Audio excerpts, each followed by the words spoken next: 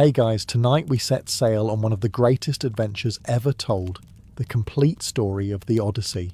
So before you get comfortable, take a moment, like the video and subscribe, but only if you genuinely enjoy what I do here. And let me know in the comments where you're tuning in from and what time it is for you. It's always fascinating to see who's joining us from around the world. Now dim the lights, maybe turn on a fan for that soft background hum, and let's ease into tonight's journey together. Our story begins not in Ithaca, but on the smoking ruins of Troy. After 10 long years of war, the greatest conflict in Greek mythology has finally come to an end. The mighty city that once seemed impossible to conquer has fallen, not through overwhelming strength, but through one man's extraordinary cunning. The famous wooden horse, remembered for thousands of years as one of history's greatest military deceptions, was the invention of Odysseus, king of the small island of Ithaca. While other heroes earned glory through unmatched strength or fearless charges into battle, Odysseus built his reputation differently. He was a master of strategy, persuasion, and quick thinking. In a world where warriors often solved problems by hitting them with spears, Odysseus had the rather unusual habit of using his brain first. It occasionally kept everyone alive. With Troy destroyed, the Greek kings prepare to sail home. Agamemnon returns to Mycenae. Menelaus begins his own difficult voyage back to Sparta. Nestor heads for Pylos. Odysseus also dreams of home, though for him, that dream has become almost painful. 20 years have now passed since he first left Ithaca. 10 years before the war were spent gathering armies, honouring oaths, and preparing for the campaign. Then came another 10 years beneath the walls of Troy. Back home, everything has changed. His son, Telemachus, was only an infant when Odysseus departed. Now he is nearly a grown man who barely remembers his father's face. His wife, Penelope, has ruled the household alone for 2 decades, refusing to believe that her husband is gone forever, despite increasing pressure to remarry. Odysseus has only one wish left, to see them again. He gathers 12 sturdy ships and hundreds of weary veterans. These are men who have survived sieges, duels, famine, disease, storms, and enough arguments between Greek kings to last several lifetimes. They believe the hardest part is finally over. They could not be more mistaken. Before long, the fleet reaches the land of the Cicones, allies of the defeated Trojans. The Greeks attack the coastal city of Ismarus, capturing supplies, treasure, and livestock. At first, everything goes according to plan. Odysseus urges his men to leave immediately while they still have the advantage. Unfortunately, discipline proves far less durable than bronze armour. Instead of boarding the ships, many soldiers remain behind to feast. Wine flows freely. Livestock is roasted over open fires. Victory celebrations grow louder with every passing hour. After surviving 10 years of war, they convince themselves they have earned one carefree afternoon. The Cicones, however, are busy gathering reinforcements from neighbouring settlements. By dawn, fresh warriors descend upon the unsuspecting Greeks. A fierce battle erupts along the shoreline. Odysseus and his men manage to fight their way back to the ships, but not before suffering painful losses. Several companions fall from every vessel. The voyage home has barely begun, and already the price is heavy. No sooner have they escaped than Zeus sends violent winds across the sea. Massive storms scatter the fleet, driving them far from the familiar waters of Greece. Days become weeks as landmarks disappear beyond the horizon. Eventually they reach a peaceful-looking shore inhabited by the mysterious lotus eaters. The people offer them a sweet fruit unlike anything the Greeks have ever tasted. Any man who eats it immediately loses all desire to return home. Memories of family, duty, and Ithaca simply fade away, replaced by perfect contentment. Some of Odysseus's sailors gladly accept the gift. Odysseus refuses. Realizing the danger, he drags his enchanted companions back to the ships by force, orders them tied beneath the rowing benches, and commands the fleet to sail away without delay. It is a harsh decision, but a necessary one.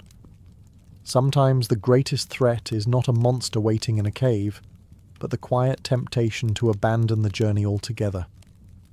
As the ships disappear once more into the endless sea, neither Odysseus nor his crew can imagine that far greater dangers lie ahead. Their next destination will introduce them to a creature whose name will become legendary, a giant with one eye, enormous strength, and a father who happens to rule the oceans themselves. The encounter with the Lotus Eaters leaves Odysseus with an important lesson. Some dangers wear armour, while others simply smile and offer lunch.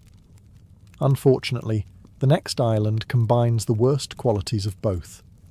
As the fleet sails onward, a rugged coastline rises from the sea. Towering cliffs overlook rich green pastures where enormous flocks of sheep graze without shepherds in sight. Nearby lies another island, uninhabited but filled with wild goats, providing the Greeks with an easy feast after weeks at sea. Across the narrow channel lives a strange race known as the Cyclopes. These giants do not build cities. They have no kings, no laws, and no assemblies. Each Cyclops rules only his own household, caring little for neighbours or customs. To a Greek, this is almost more shocking than their single enormous eye. Civilization, after all, is measured by shared laws. The Cyclops simply do whatever they please. Curiosity gets the better of Odysseus. Rather than sail away, he selects 12 of his bravest companions and crosses to the mainland. He brings with him an especially strong wine, a gift once given by the priest Maron after the fall of Ismarus. Thick, sweet, and remarkably potent, it can be mixed with 20 parts water. Drinking it undiluted is generally considered an adventurous decision. The men soon discover a vast cave overflowing with cheese, milk, and wicker baskets filled with food. Massive pens hold hundreds of sheep and goats. Several of Odysseus's companions immediately suggest taking what they can and leaving before the owner returns. It is excellent advice. Odysseus ignores it. He wants to meet the cave's master, hoping to receive the sacred Greek custom of xenia, hospitality toward strangers. In the Greek world, travellers could expect food, shelter, and gifts before even stating their names. Zeus himself was believed to protect guests. The owner of the cave has never received that particular memo. As sunset falls, the ground begins to tremble beneath heavy footsteps. The Cyclops Polyphemus enters, driving his flock before him. He rolls an enormous boulder across the cave entrance, sealing it completely. The stone is so immense that 20 ordinary men could never hope to move it. Only then does the giant notice the unexpected visitors. He asks who they are. Odysseus politely explains that they are Greek sailors returning from Troy, and respectfully asks for hospitality under the protection of Zeus. Polyphemus laughs. To him, Zeus means nothing. The gods of civilized men hold no authority in his lonely cave. Without another word, he seizes 2 Greeks as easily as a child picking up dolls. Before the horrified survivors can react, he smashes them against the rocks and devours them raw. Bones crack. Blood stains the cave floor. Then, after finishing his gruesome meal, the giant stretches out among his sheep and calmly falls asleep. Panic grips the remaining men. Odysseus briefly considers driving his sword into the sleeping monster's heart. The opportunity is there. One swift strike would end the nightmare. But another problem quickly becomes obvious. If Polyphemus dies, No one inside the cave is strong enough to move the gigantic stone blocking the entrance. Killing the Cyclops now would simply turn the cave into a tomb. For perhaps the first time on this voyage, Odysseus realizes that surviving will require something even sharper than his sword. It will require the very quality that made him famous at Troy, his mind. As dawn breaks over the island, Polyphemus rises as though nothing unusual has happened. To him, yesterday's dinner was perfectly ordinary. He casually grabs 2 more of Odysseus's companions, kills them, and eats them before leading his sheep out to pasture. Once again, he seals the cave with the massive boulder, leaving the remaining Greeks trapped inside. The situation appears hopeless. Odysseus cannot overpower the giant. He cannot move the stone. Waiting patiently only guarantees that everyone will eventually become breakfast, lunch, or dinner. If there is to be any escape, it must come through deception. Fortunately, deception happens to be Odysseus's favourite profession. He notices a gigantic olive tree trunk lying inside the cave. The Cyclops has been drying it to use as a walking staff. Odysseus immediately sees another purpose. He and his companions cut a section from the trunk, sharpen one end into a point, and harden it in the fire before hiding it beneath piles of animal dung. It is an unpleasant hiding place, but one no Cyclops is likely to inspect too closely. That evening, Polyphemus returns. The giant repeats his dreadful routine, devouring 2 more unfortunate Greeks before settling down among his flock. Only then does Odysseus step forward, carrying the powerful wine he received from Maron. He offers it as a gift. Polyphemus has never tasted anything like it. The rich wine delights him, and he eagerly drinks cup after cup without adding water. For an ordinary Greek, this would already be reckless. For a creature the size of a small house, it is simply more alcohol. Soon the giant's speech begins to slur. Delighted with his guest's generosity, Polyphemus asks for the stranger's name so he can reward him. Odysseus smiles. "My name is Nobody." The answer seems ridiculous, but the drunken Cyclops accepts it without question. As a reward, he promises that Nobody will be the very last person he eats. It is not exactly the gift Odysseus hoped for, but under the circumstances, surviving until dessert counts as progress. Moments later, Polyphemus collapses into a deep, drunken sleep. Odysseus gives the signal. Together, the surviving Greeks lift the sharpened olive stake, heat its tip until it glows red, and drive it with all their strength into the giant's single eye. The cave erupts with a scream so loud it echoes across the mountains. Blinded and roaring in agony, Polyphemus tears the stake from his eye while blood and smoke pour down his face. Other Cyclopes rush outside the cave and call out in concern. "What is wrong? Who is hurting you?" Still writhing in pain, Polyphemus bellows the only answer he can think of. "Nobody is killing me!" The other Cyclopes pause. If nobody is attacking him, then perhaps this is simply some illness sent by the gods. Shrugging, they return to their own caves, leaving Polyphemus completely alone.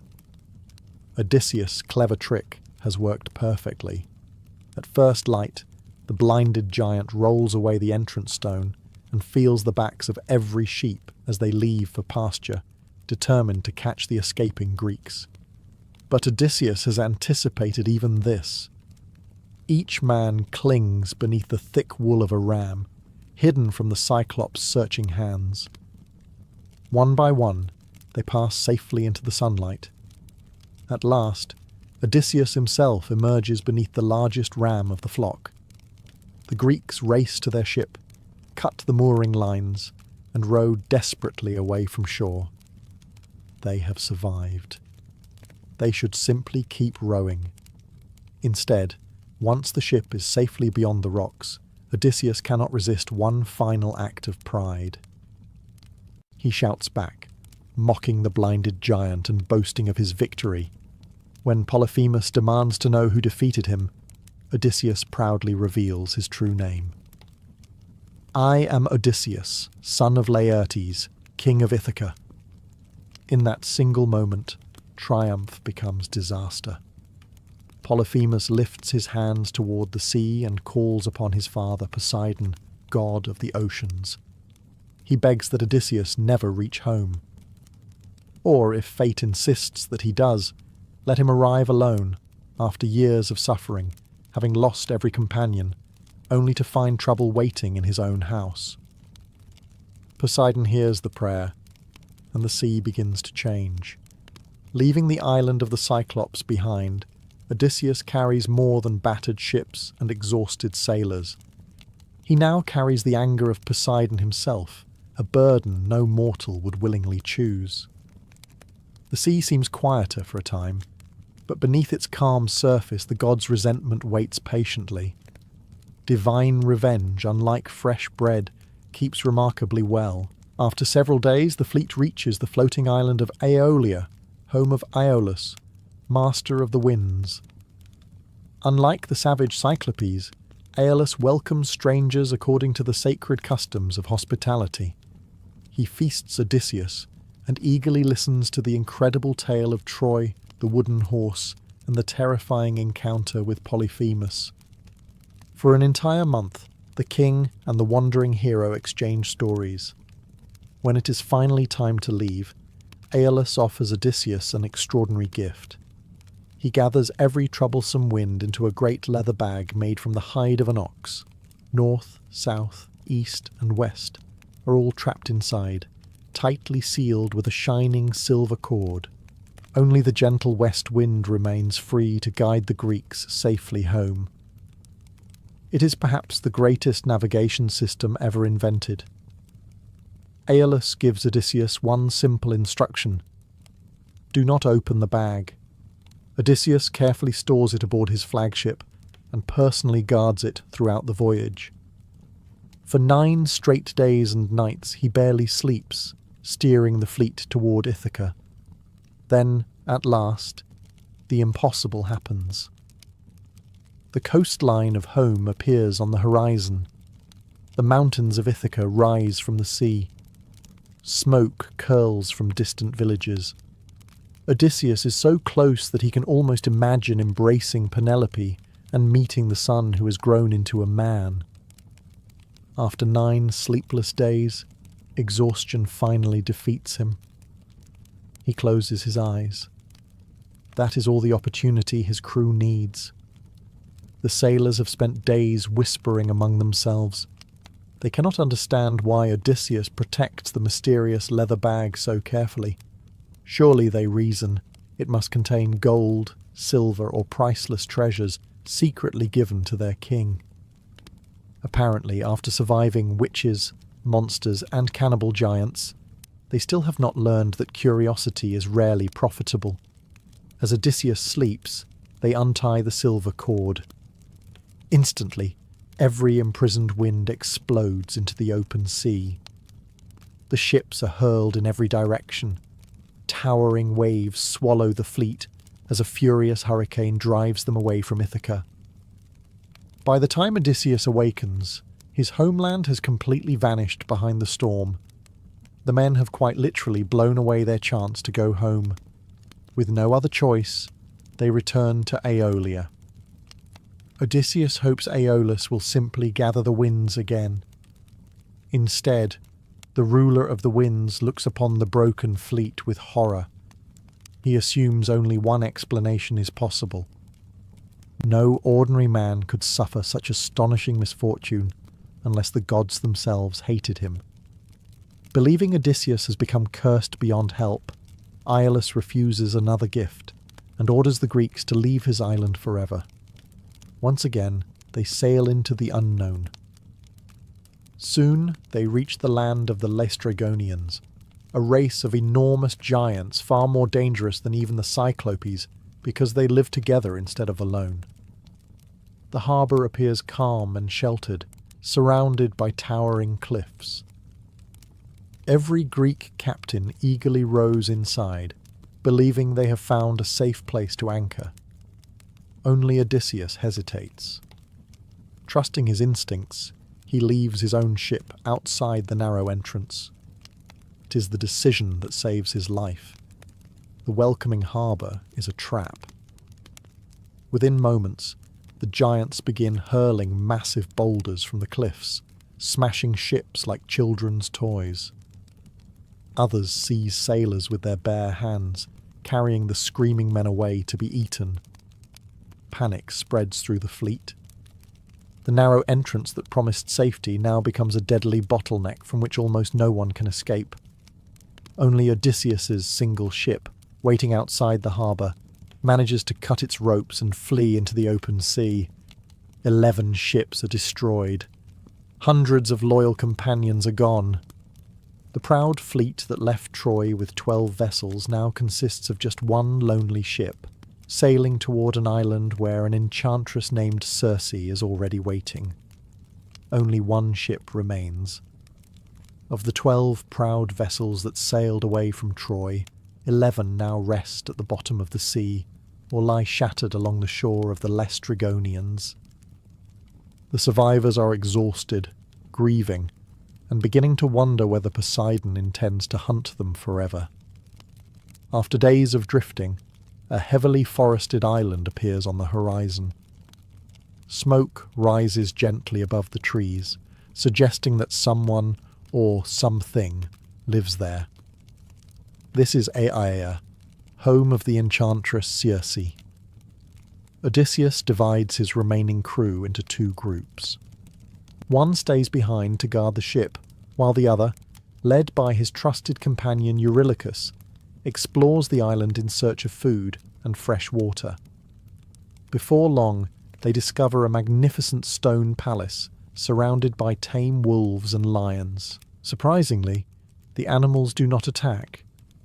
Instead, they wag their tails like loyal dogs greeting old friends. To any sensible traveller, this is an excellent moment to turn around immediately. Instead, the sailors knock on the door. Circe welcomes them warmly. She smiles, invites them inside, prepares a lavish meal of cheese, barley, honey and wine, and speaks with perfect kindness. The weary Greeks gladly accept her hospitality, believing that perhaps, at long last, fortune has begun to favour them. Only Eurylochus hesitates. Something feels wrong. He remains outside while the others feast. His caution proves wise. Hidden within the food is a powerful enchantment. The moment the sailors finish eating, Circe touches each one with her golden wand. Instantly, their bodies begin to change. Hands become hooves. Faces stretch into snouts. Voices dissolve into frightened squeals. Within moments, the proud veterans of Troy have become pigs. Their minds remain human, fully aware of the nightmare, but their bodies obey only their new animal forms. Circe calmly herds them into a sty and tosses them acorns for dinner. Eurylochus runs back to the beach in terror. He tells Odysseus everything. For perhaps the first time since leaving Troy, even Odysseus pauses. Fighting a giant is one thing. Fighting a woman who can turn soldiers into livestock is another entirely. Nevertheless, he refuses to abandon his companions. Alone, he climbs towards Circe's palace. Along the forest path, another immortal suddenly appears. Hermes, the swift messenger of the gods, has come to help. The young god hands Odysseus a rare magical herb called moly, its black root and white flower able to resist Circe's spells. He explains exactly what will happen. Circe will offer food. Accept it. She will strike with her wand. The spell will fail. Then draw your sword. Do not kill her, Hermes warns, but force her to swear an oath by the river Styx that she will do no further harm. Odysseus follows every instruction. Everything unfolds exactly as Hermes predicted. Circe serves the enchanted meal. Odysseus eats without fear. She touches him with her wand. Nothing happens. For the first time in countless years, her magic has failed. Startled, Circe barely has time to react before Odysseus draws his bronze sword and advances. The mighty enchantress, who moments earlier had transformed seasoned warriors into pigs without effort, suddenly finds herself begging for mercy. Keeping her oath, Circe immediately restores every sailor to human form. More remarkably still, she makes them younger, stronger, and healthier than before. The scars of war seem lighter, and hope briefly returns to the weary crew. What begins as a dangerous confrontation slowly becomes friendship. 1 month passes, then another. Before anyone notices, an entire year has slipped away in comfort. The men feast every day, sleep in warm beds, and forget the hardships of the sea. Eventually, it is the crew, not Odysseus, who remind their king why they came. Home still waits. Circe agrees to help them leave, but first she reveals a terrifying truth. If Odysseus wishes to reach Ithaca, he must sail somewhere no living man willingly goes. Before he can find the road home, he must first seek guidance from the dead themselves. Circe's final instructions are unlike anything Odysseus has ever heard. To find the road home, he must first sail to the edge of the world, beyond the lands of ordinary men, beyond the reach of the sun's familiar path, to the gloomy kingdom ruled by Hades and Persephone. There, among the countless spirits of the dead, he must seek the blind prophet Tiresias, whose wisdom remains untouched even after death. It is an unsettling assignment. Most heroes spend their lives trying to avoid the underworld. Odysseus is being told to visit it on purpose. Following Circe's directions, the lone Greek ship crosses a silent sea until it reaches the land of the Cimmerians, a mysterious people said to live beneath endless mist. Here, sunlight barely penetrates the heavy clouds. The landscape seems trapped in permanent twilight, as though even dawn hesitates to enter. Odysseus and his companions step ashore. Using his bronze sword, he digs a deep trench in the earth exactly as Circe instructed. Into it he pours offerings of milk, honey, sweet wine, fresh water, and barley. Finally, he sacrifices black sheep, allowing their blood to flow into the pit. Almost immediately, shadows begin to gather. Thousands of restless spirits emerge from the darkness. Young and old, kings and beggars, warriors and children, the dead press eagerly toward the blood, for it briefly restores their memories and voices. Terrified, Odysseus draws his sword and keeps every spirit away until Tiresias arrives. But before the prophet appears, another familiar figure approaches. It is Elpenor, one of Odysseus's own sailors. The young man had become drunk during the final night on Circe's island, fallen asleep on the palace roof, and upon waking suddenly, forgotten where he was. He stepped forward, lost his footing, and fell to his death. It is perhaps the least heroic death in all of Greek mythology. His ghost begs Odysseus to return later and give him a proper burial. Without funeral rites, his soul cannot find peace. Odysseus solemnly promises that he will.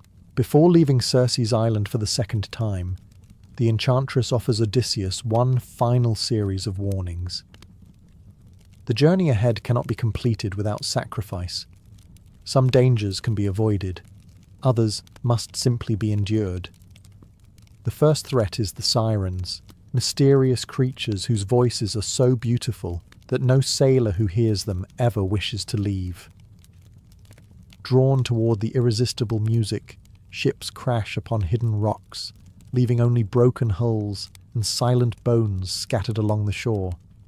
Circe gives precise instructions. Every sailor must seal his ears with softened beeswax. Odysseus, however, cannot resist the opportunity to hear the legendary song. He orders his men to tie him tightly to the ship's mast. No matter what happens, they must ignore every command he gives until the danger has passed.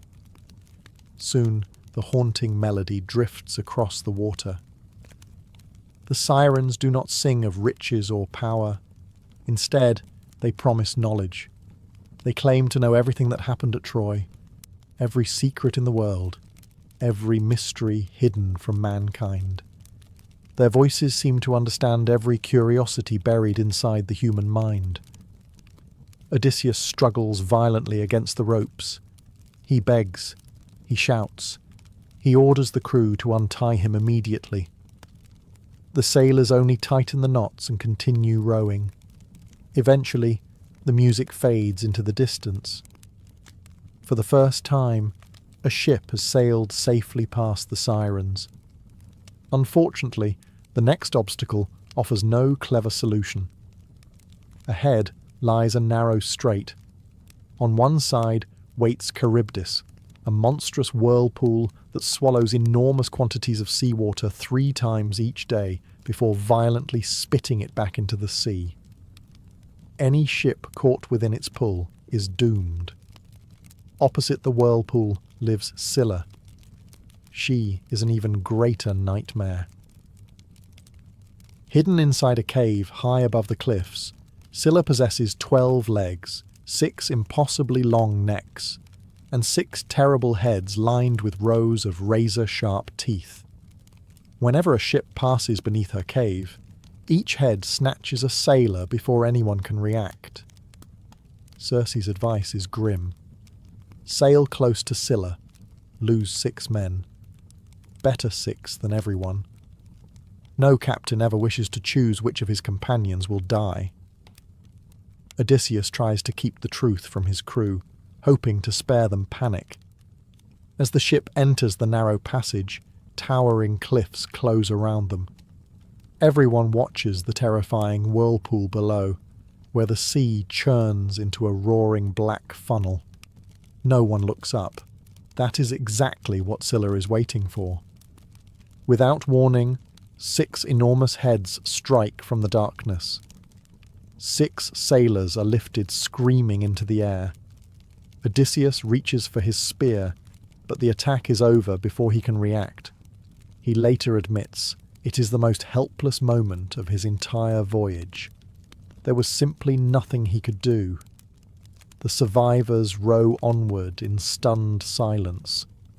Soon another island appears, peaceful and green beneath the warm Mediterranean sun.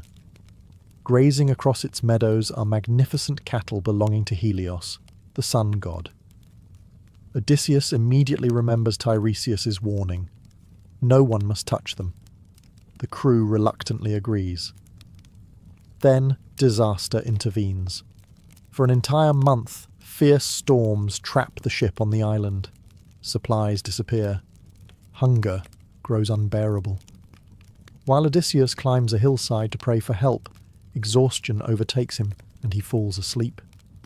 His men see their chance. Led by Eurylochus, they slaughter the sacred cattle. They convince themselves that angry gods are preferable to starving stomachs. After all, they reason, a hungry man cannot enjoy tomorrow's punishment. It is understandable logic. It is also catastrophically wrong. When Odysseus awakens and sees the feast already cooking over the fire, he knows instantly that the prophecy has begun. The crew has not merely broken a rule. They have sealed their fate. And somewhere above the clouds, Helios is already demanding justice from Zeus. The moment Odysseus and his men leave the island of Helios, Zeus acts. Dark clouds gather over the sea with terrifying speed. Thunder rolls across the sky as if Olympus itself has declared war on a single ship. Then comes the lightning. A blazing bolt crashes into the mast. The vessel explodes into splintered wood. Sails burst into flames. oars snap like twigs. Within moments, the last surviving ship from Troy is nothing more than drifting wreckage. Every one of Odysseus's remaining companions is thrown into the sea. The prophecy of Tiresias is fulfilled. One after another, the sailors disappear beneath the waves. Odysseus alone survives.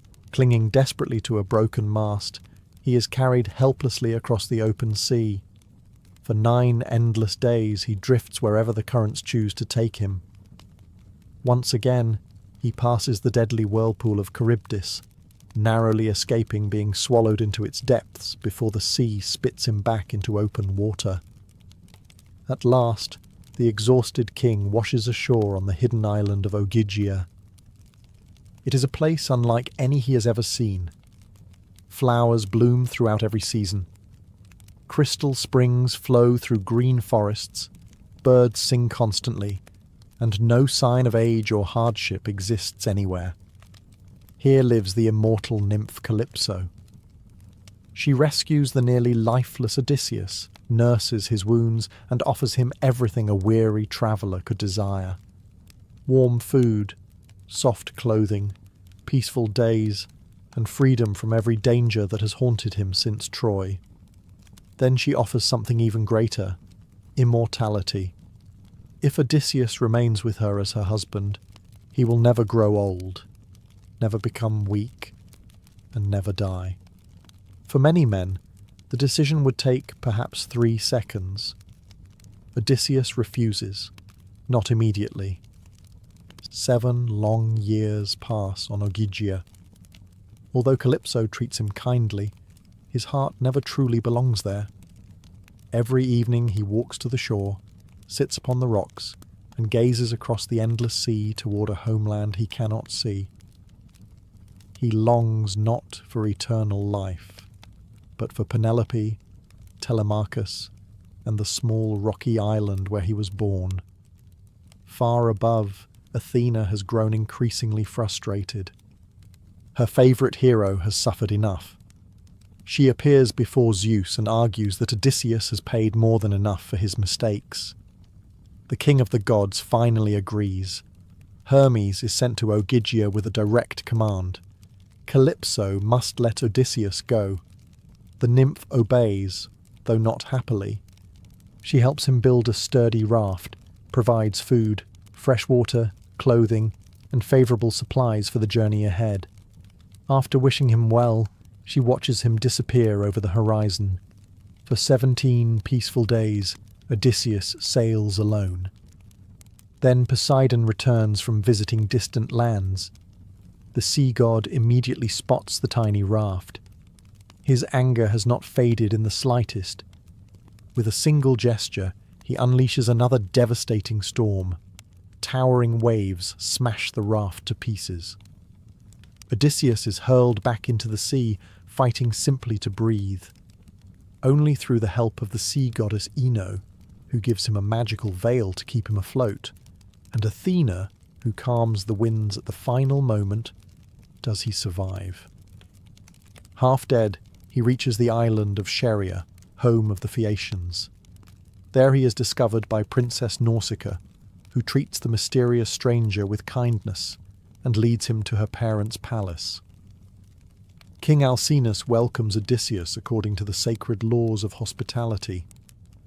During a great feast, the wandering king finally reveals his identity and recounts every adventure from Troy to the Cyclops, from Circe to the underworld, from the Sirens to Calypso.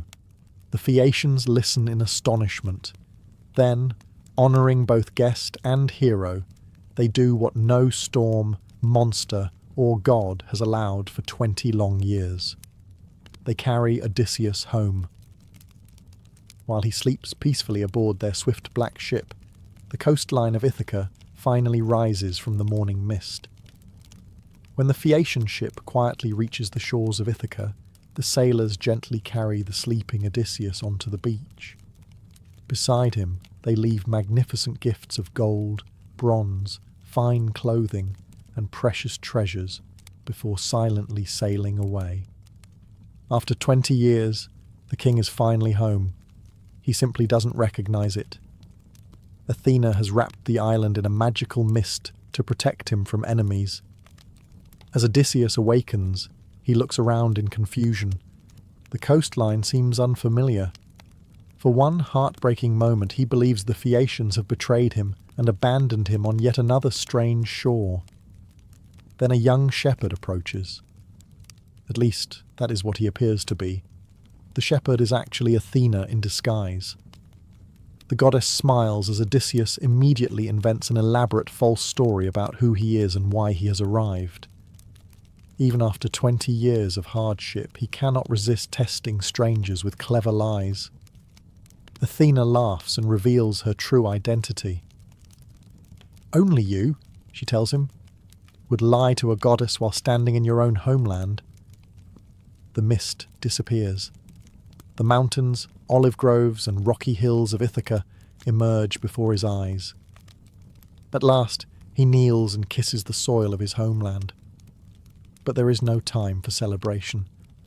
Athena explains that his palace has become occupied by more than 100 arrogant noblemen known as the suitors. Believing Odysseus long dead, they feast every day at his expense, slaughter his livestock, drink his wine, and compete to marry Penelope so one of them can seize the throne. Penelope refuses them all. Each day she promises to choose a husband once she finishes weaving a funeral shroud for Odysseus's elderly father, Laertes. Each night she secretly unravels everything she has woven. For 3 years she successfully deceives them. Eventually, however, one of her servants reveals the trick. Meanwhile, Odysseus's son, Telemachus, has grown into a thoughtful young man. Encouraged by Athena, he recently travelled to visit King Nestor and King Menelaus, hoping to learn whether his father might still be alive. Now, he too is sailing home. Athena knows father and son must reunite before confronting the suitors. First, however, Odysseus must disappear. With a touch of her staff, Athena transforms him into an old beggar. His skin wrinkles, his shoulders stoop, his hair becomes grey, and his fine clothing changes into dirty rags. Even those who once knew him best would never recognize the mighty king. His first destination is not the palace. It is the humble farm of Eumaeus, his loyal swineherd. Unlike many servants, Eumaeus has remained completely faithful throughout Odysseus's long absence. He welcomes the disguised stranger with warmth, offering simple food, shelter, and conversation, despite believing him to be nothing more than a wandering beggar. Hospitality, even toward the poorest traveller, remains one of the highest Greek virtues. That very evening, Telemachus returns safely to Ithaca and arrives at Eumaeus's farm. Father and son stand only a few steps apart. Neither realizes who the other truly is. When Eumaeus briefly leaves the hut, Athena appears once again. She restores Odysseus to his true appearance, making him younger, taller, and unmistakably kingly. Telemachus stares in disbelief. At first he thinks a god has appeared before him. Only after Odysseus embraces him and speaks through tears does the truth finally sink in. For the first time in 20 years, father and son stand together. Their reunion is brief but deeply moving.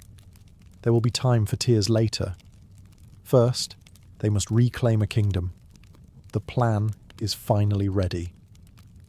Odysseus remains disguised as an old beggar, while Telemachus quietly prepares the palace from within. Together, father and son study every doorway, every hallway, and every possible escape route. They count the loyal servants who can be trusted and identify those who have betrayed their king. The odds are almost laughable. 2 men against more than 100 armed suitors. Then again, the suitors have spent the last several years becoming experts in eating, drinking, and insulting old beggars. Military preparation has not been high on their list of priorities. Odysseus enters his own palace unnoticed. The sight before him is painful. The great hall echoes with laughter as the suitors devour his cattle, empty his wine jars, and gamble away the afternoons. Musicians play while servants hurry from table to table. It resembles a royal feast, except the king has been replaced by freeloaders with remarkably healthy appetites. Several suitors mock the ragged stranger. One throws a stool at him. Another laughs at his worn clothing. Only a few servants show kindness, among them the faithful nurse Eurycleia.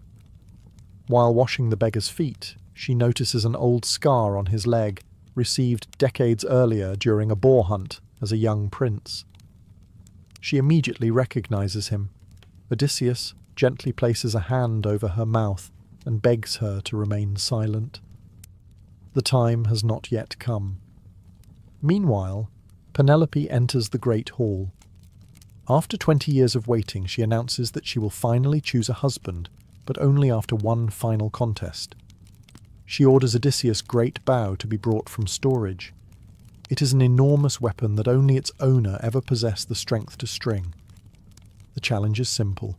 Whoever can string the bow and fire an arrow cleanly through 12 aligned axe heads will win her hand.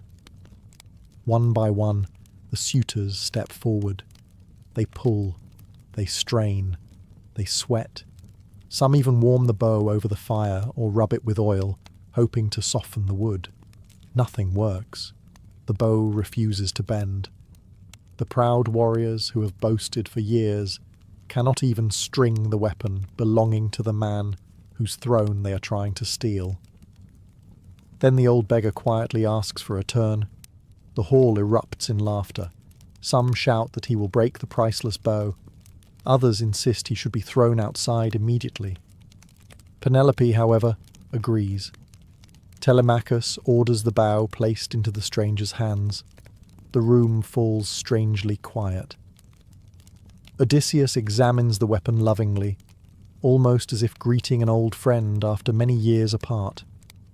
Then, with effortless ease, he strings it in a single smooth motion. The bowstring sings like the clear note of a lyre. A silence settles over the palace. Every smile disappears. Odysseus picks up an arrow. He draws the string to its full length. The arrow flashes through the air, passing perfectly through all 12 axe heads without touching a single one. At that very instant, Athena lifts the last traces of uncertainty from the room. The beggar stands taller. His eyes burn with determination. The king has returned. Without hesitation, Odysseus knocks a second arrow. Its target is Antinous, the most arrogant of the suitors, who is lifting a golden cup to his lips. The arrow strikes him cleanly through the throat. The cup falls from his hand. Wine spills across the floor as the first of the usurpers collapses. Panic sweeps through the hall. The suitors scramble for weapons, only to discover that Telemachus has already removed nearly all of them. The trap they believed they had set for an old beggar has quietly become one set for themselves. The battle for Ithaca has begun. The great hall erupts into chaos. The suitors, moments earlier laughing over their feast, now scramble in blind panic. Antinous lies dead on the floor, and for a heartbeat no one understands what has happened. Some believe the arrow was an accident. Then Odysseus speaks. His voice fills the palace with the authority of a king who has finally come home. "You dogs," he declares, "you believed I would never return from Troy. You consumed my wealth, harassed my wife, and dishonoured my house. Now your reckoning has come." There is no longer any doubt. The beggar is gone. The king of Ithaca stands before them. One of the suitors, Eurymachus, desperately tries to negotiate. He blames everything on the dead Antinous and promises that they will repay every stolen animal, every cup of wine, and every piece of treasure. Gold, silver, cattle, whatever Odysseus demands. It is far too late. Some crimes cannot be balanced with payment. Odysseus releases another arrow. Eurymachus falls. the battle begins in earnest. Telemachus, the loyal swineherd Eumaeus, and the faithful cowherd Philoetius fight beside their king. Athena watches over them, appearing at times in the form of mentor to strengthen their courage. Although badly outnumbered, the defenders possess two advantages the suitors no longer have: discipline and purpose. The palace becomes a battlefield. Spears crash against shields. Arrows whistle through the smoky hall. One by one, the suitors fall until none remain alive. Only the court singer and the palace herald are spared, for they had served unwillingly and committed no crimes against the household. Justice, in the eyes of ancient Greece, has been carried out. When the fighting finally ends, silence settles over the palace for the first time in many years, yet one final reunion remains. Penelope has heard the news, but she refuses to celebrate immediately. 20 years have passed. Stories spread easily. Tricks are common. She needs proof that this truly is her husband.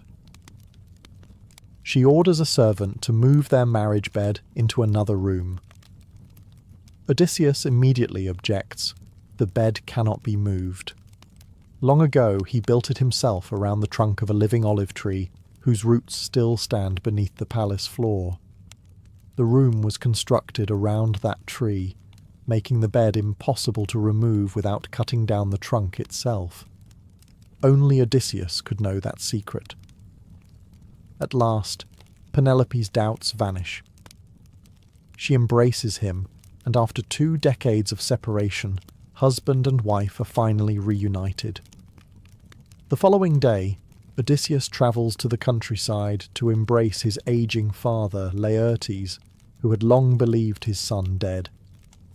Though grief has made the old king frail, joy briefly restores his strength. Soon afterward, the families of the slain suitors gather, demanding revenge. A new civil war threatens to begin. Before more blood can be spilled, Athena intervenes. At Zeus's command, she orders both sides to lay down their weapons and swear lasting peace. Reluctantly, they obey. And so ends the Odyssey, not merely as the tale of a man returning home, but as a story about endurance, wisdom, loyalty, and hope. Odysseus defeats monsters, outwits gods, and crosses the very land of the dead, but his greatest victory is far simpler. After 20 years of wandering, he finally walks through his own front door. It is a reminder that the longest journeys are often measured not in miles sailed, but in the determination to keep going until home is found. The sea had finally released the man it had spent 10 long years trying to keep. Far behind him, the lush island of Ogygia faded into the morning mist, its forests glowing beneath the first light of dawn.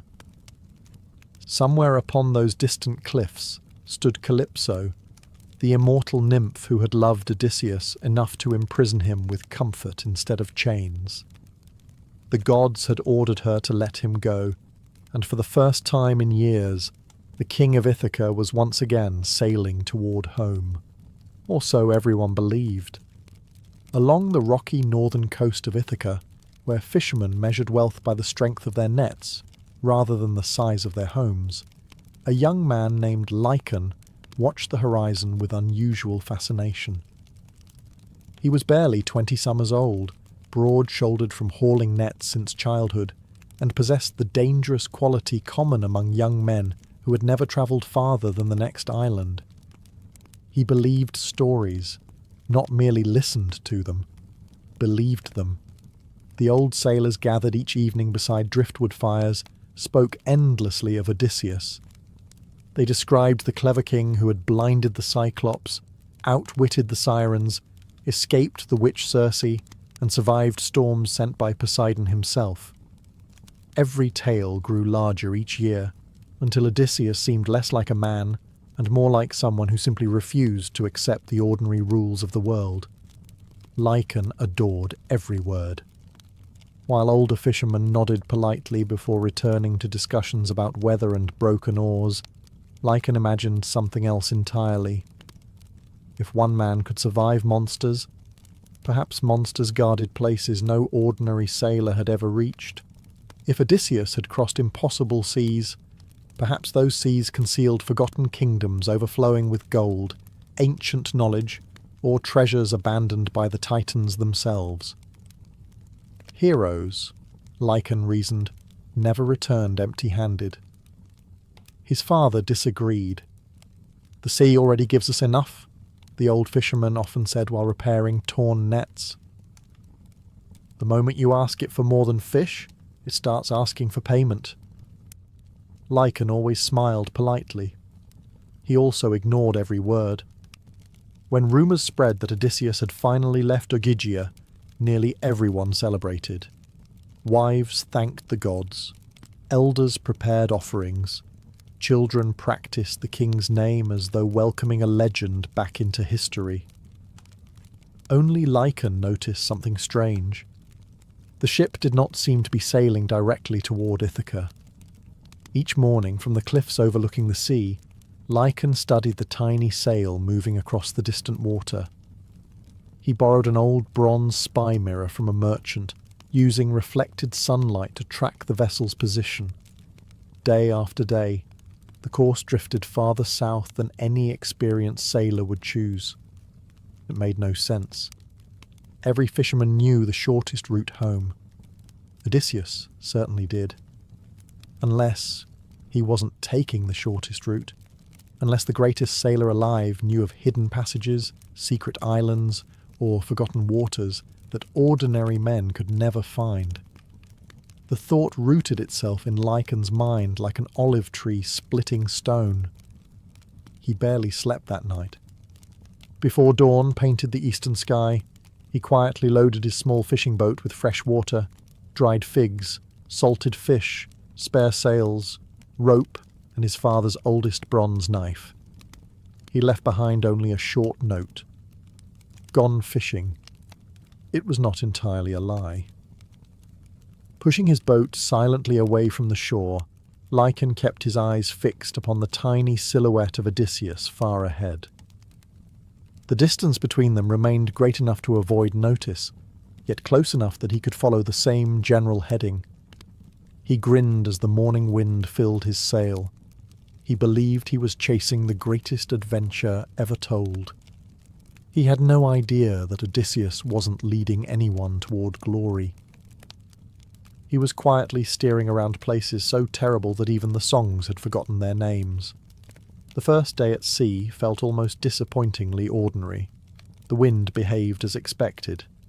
Gulls circled overhead, hoping for scraps. Flying fish skipped across the waves like polished silver stones. Far ahead, Odysseus's dark sail remained just visible against the morning sky, never drawing closer, never completely disappearing. Lycan congratulated himself on keeping the perfect distance, close enough to follow, far enough to remain invisible. By sunset, he was certain his plan was working. On the second day, the sea began behaving strangely. It started with the birds. Hundreds of gulls had followed the coastline that morning, their cries filling the air. Then, almost at once, every bird turned north together. There was no predator, no storm, no obvious reason. They simply wheeled around in perfect silence and vanished toward Ithaca. Lycan frowned. Birds rarely abandoned open water unless something frightened them. He laughed to himself. Perhaps they're simply wiser than I am. The joke sounded less amusing after another hour passed without seeing a single feather. Then the dolphins disappeared. They had been racing alongside his little fishing boat since dawn, leaping effortlessly through the swells. Suddenly, the entire pod halted. Not gradually. Instantly. The sleek animals floated at an invisible line across the sea, clicking nervously. Their leader rose halfway from the water and stared toward the southern horizon. Then, as if obeying an order only they could hear, the dolphins turned around and swam away at full speed. Not one crossed that unseen boundary. Lycan slowly dipped his hand into the water. Nothing felt different. The sea remained calm. Too calm. Even the waves seemed quieter here, rolling without their usual rhythm, as though the ocean itself had decided not to make unnecessary noise. Far ahead, Odysseus never hesitated. His raft continued south with steady confidence. "He knows something," Lycan whispered. The thought excited him more than it frightened him. By the third morning, even the stars had become unfamiliar. Lycan had learned navigation from his father before he could properly row a boat. Every fisherman knew the constellations. The Great Bear pointed north. Orion marched across winter skies. The Pleiades guided sailors through the seasons, yet during the night, several stars had seemed wrong, not missing, simply misplaced. One bright star that should have risen near the eastern horizon appeared much farther west. Another seemed oddly dim, almost hidden behind nothing at all. He blamed exhaustion. That explanation comforted him until sunrise. The sun itself rose precisely where it should. Only the stars had wandered. Near midday, something enormous drifted across his path. At first, Lycan mistook it for a rocky islet. As he approached, he realized it was an ancient slab of black volcanic stone, almost perfectly flat, floating impossibly upon the sea. Weathered pillars still stood upon it, broken by centuries of wind. Half-submerged statues stared sightlessly toward the horizon. Most unsettling of all were the carvings. Words covered the stone in a language older than any inscription Lycan had ever seen. He could not read them, but someone had recently scratched a simple symbol beside the ancient writing, a circle, crossed by a single line. The same mark appeared again on another floating stone farther away, and another beyond that. They formed a trail. Lycan looked toward Odysseus. The king had already altered course, not dramatically, just enough to avoid sailing anywhere near the floating monuments. For the first time since leaving Ithaca, Lycan wondered whether the greatest hero in Greece was not searching for adventure. Perhaps he was carefully avoiding it. Still, curiosity proved stronger than caution. When the outline of a green island appeared through the afternoon mist, well east of Odysseus's new course, Lycan smiled. If Odysseus refused to visit it, then it was almost certainly worth exploring. The island looked almost welcoming. That alone should have made Lycan suspicious. After 3 uneasy days crossing increasingly silent waters, the sight of green hills, olive groves, and white marble buildings felt like a blessing sent by the gods. Gentle smoke drifted above the trees. Wildflowers covered the shoreline. A narrow harbour, protected by 2 graceful cliffs, invited ships to anchor as naturally as an open hand invites a handshake. Far out at sea, Odysseus never altered course. The king's small sail remained pointed west, deliberately giving the island a wide berth. Lycan shook his head. "Your loss." He lowered his own sail and rowed toward the harbour. The water was astonishingly clear. Schools of brightly coloured fish glided beneath his boat, yet they moved strangely, never changing direction or speed. It was as though each fish repeated the exact same path over and over again. He leaned over the side. One silver fish swam beneath the boat. A moment later, the same fish appeared again, following the exact same route, every movement identical. Lycan blinked. Perhaps there were simply many fish that looked alike. That explanation satisfied him for almost an entire minute. Stepping onto the beach, he immediately noticed another oddity. There were footprints. Hundreds of them. Fresh footprints crossed the sand in every direction, leading toward the village beyond the dunes. None returned. The sea breeze carried the warm scent of fresh bread. His stomach answered before his mind could. Following the trail, Lycan climbed a gentle hill until neat rows of stone houses appeared among olive trees. The village was beautiful, cleaner than any settlement he had ever visited. Vines climbed white walls. Bronze lanterns hung beside every doorway. Water flowed from carved fountains into crystal-clear pools.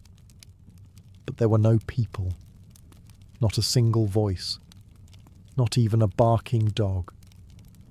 A loaf of bread rested upon a wooden table outside one house. Steam still rose from it. Inside another home, a pot of lentils simmered gently above a fire that should have burned out hours ago. A cup of wine stood half full beside an open window. Someone had clearly been here. Recently. "Hello?" Lycan called. Only silence answered. He wandered farther into the empty streets. Then something impossible happened.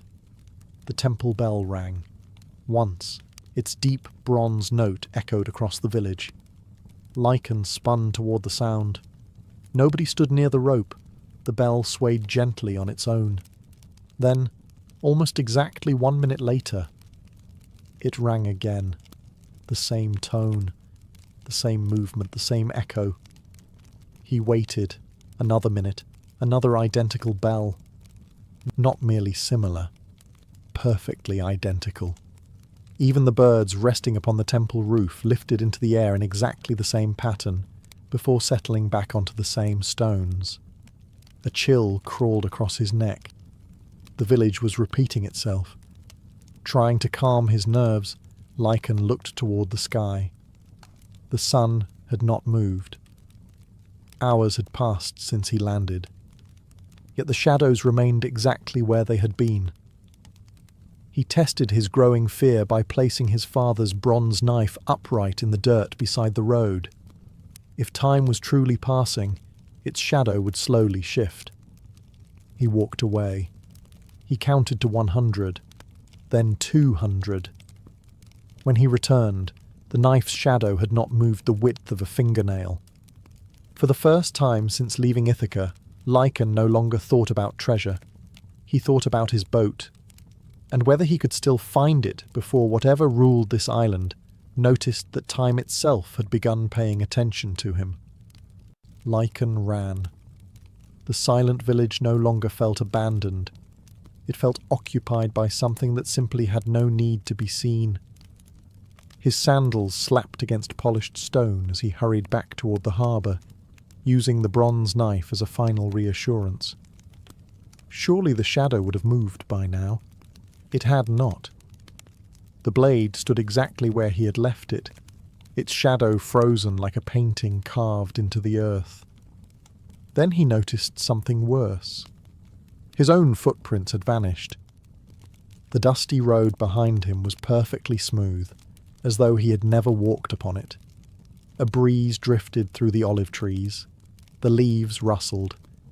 Exactly 1 minute later, they rustled again. Every branch bent in precisely the same direction. Every leaf trembled in precisely the same pattern. The island was not merely standing still, it was reliving the same minute over and over. Lycan forced himself onward. As he reached the edge of the village square, he heard footsteps. Real footsteps, not echoes. Slow, measured.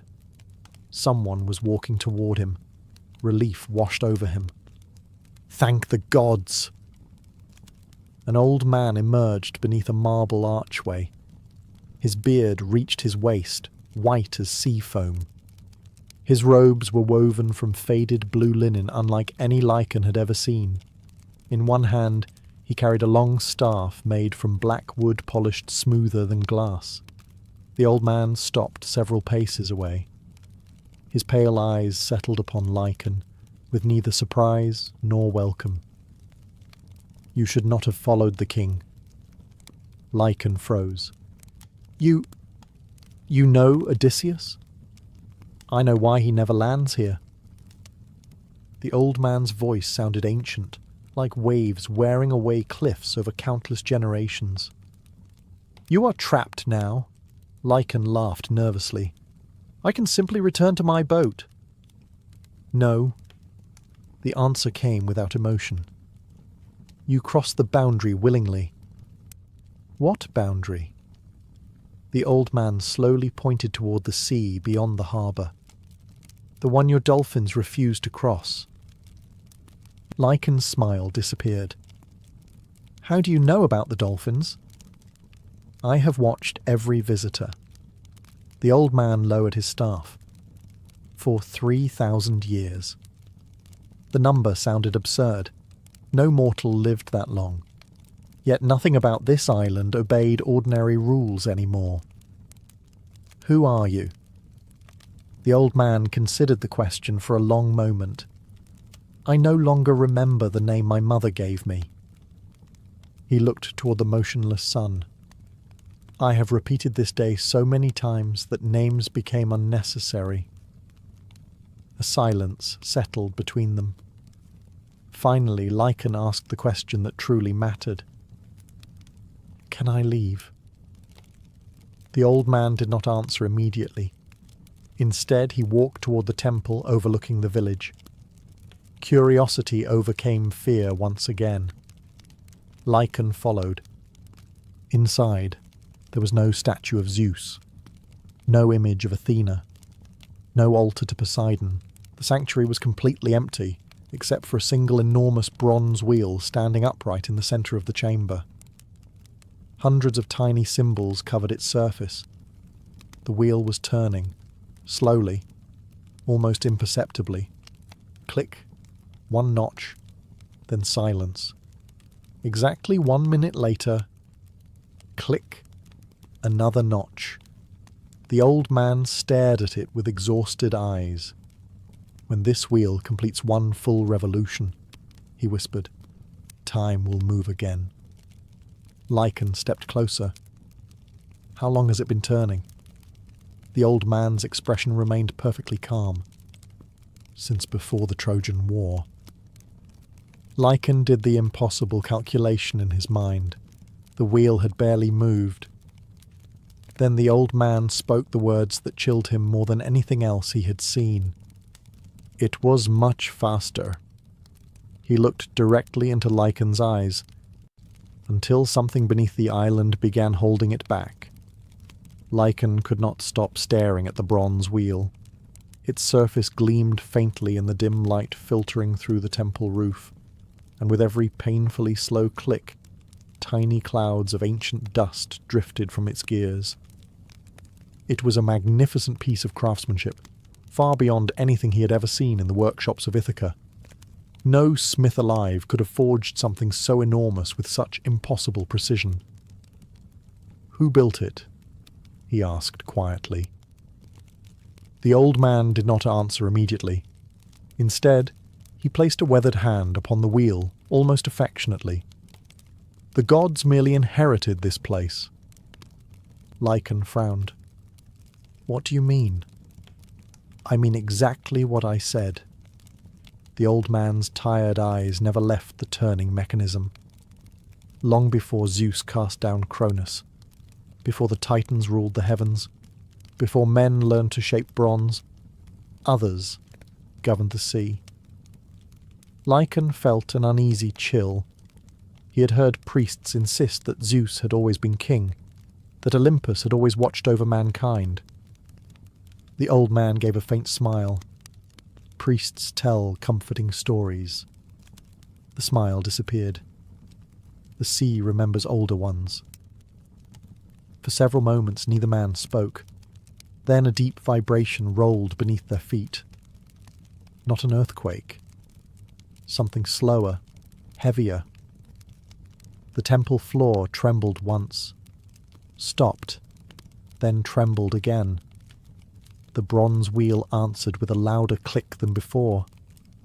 The old man closed his eyes. It is awake. What is? The reason this island was abandoned.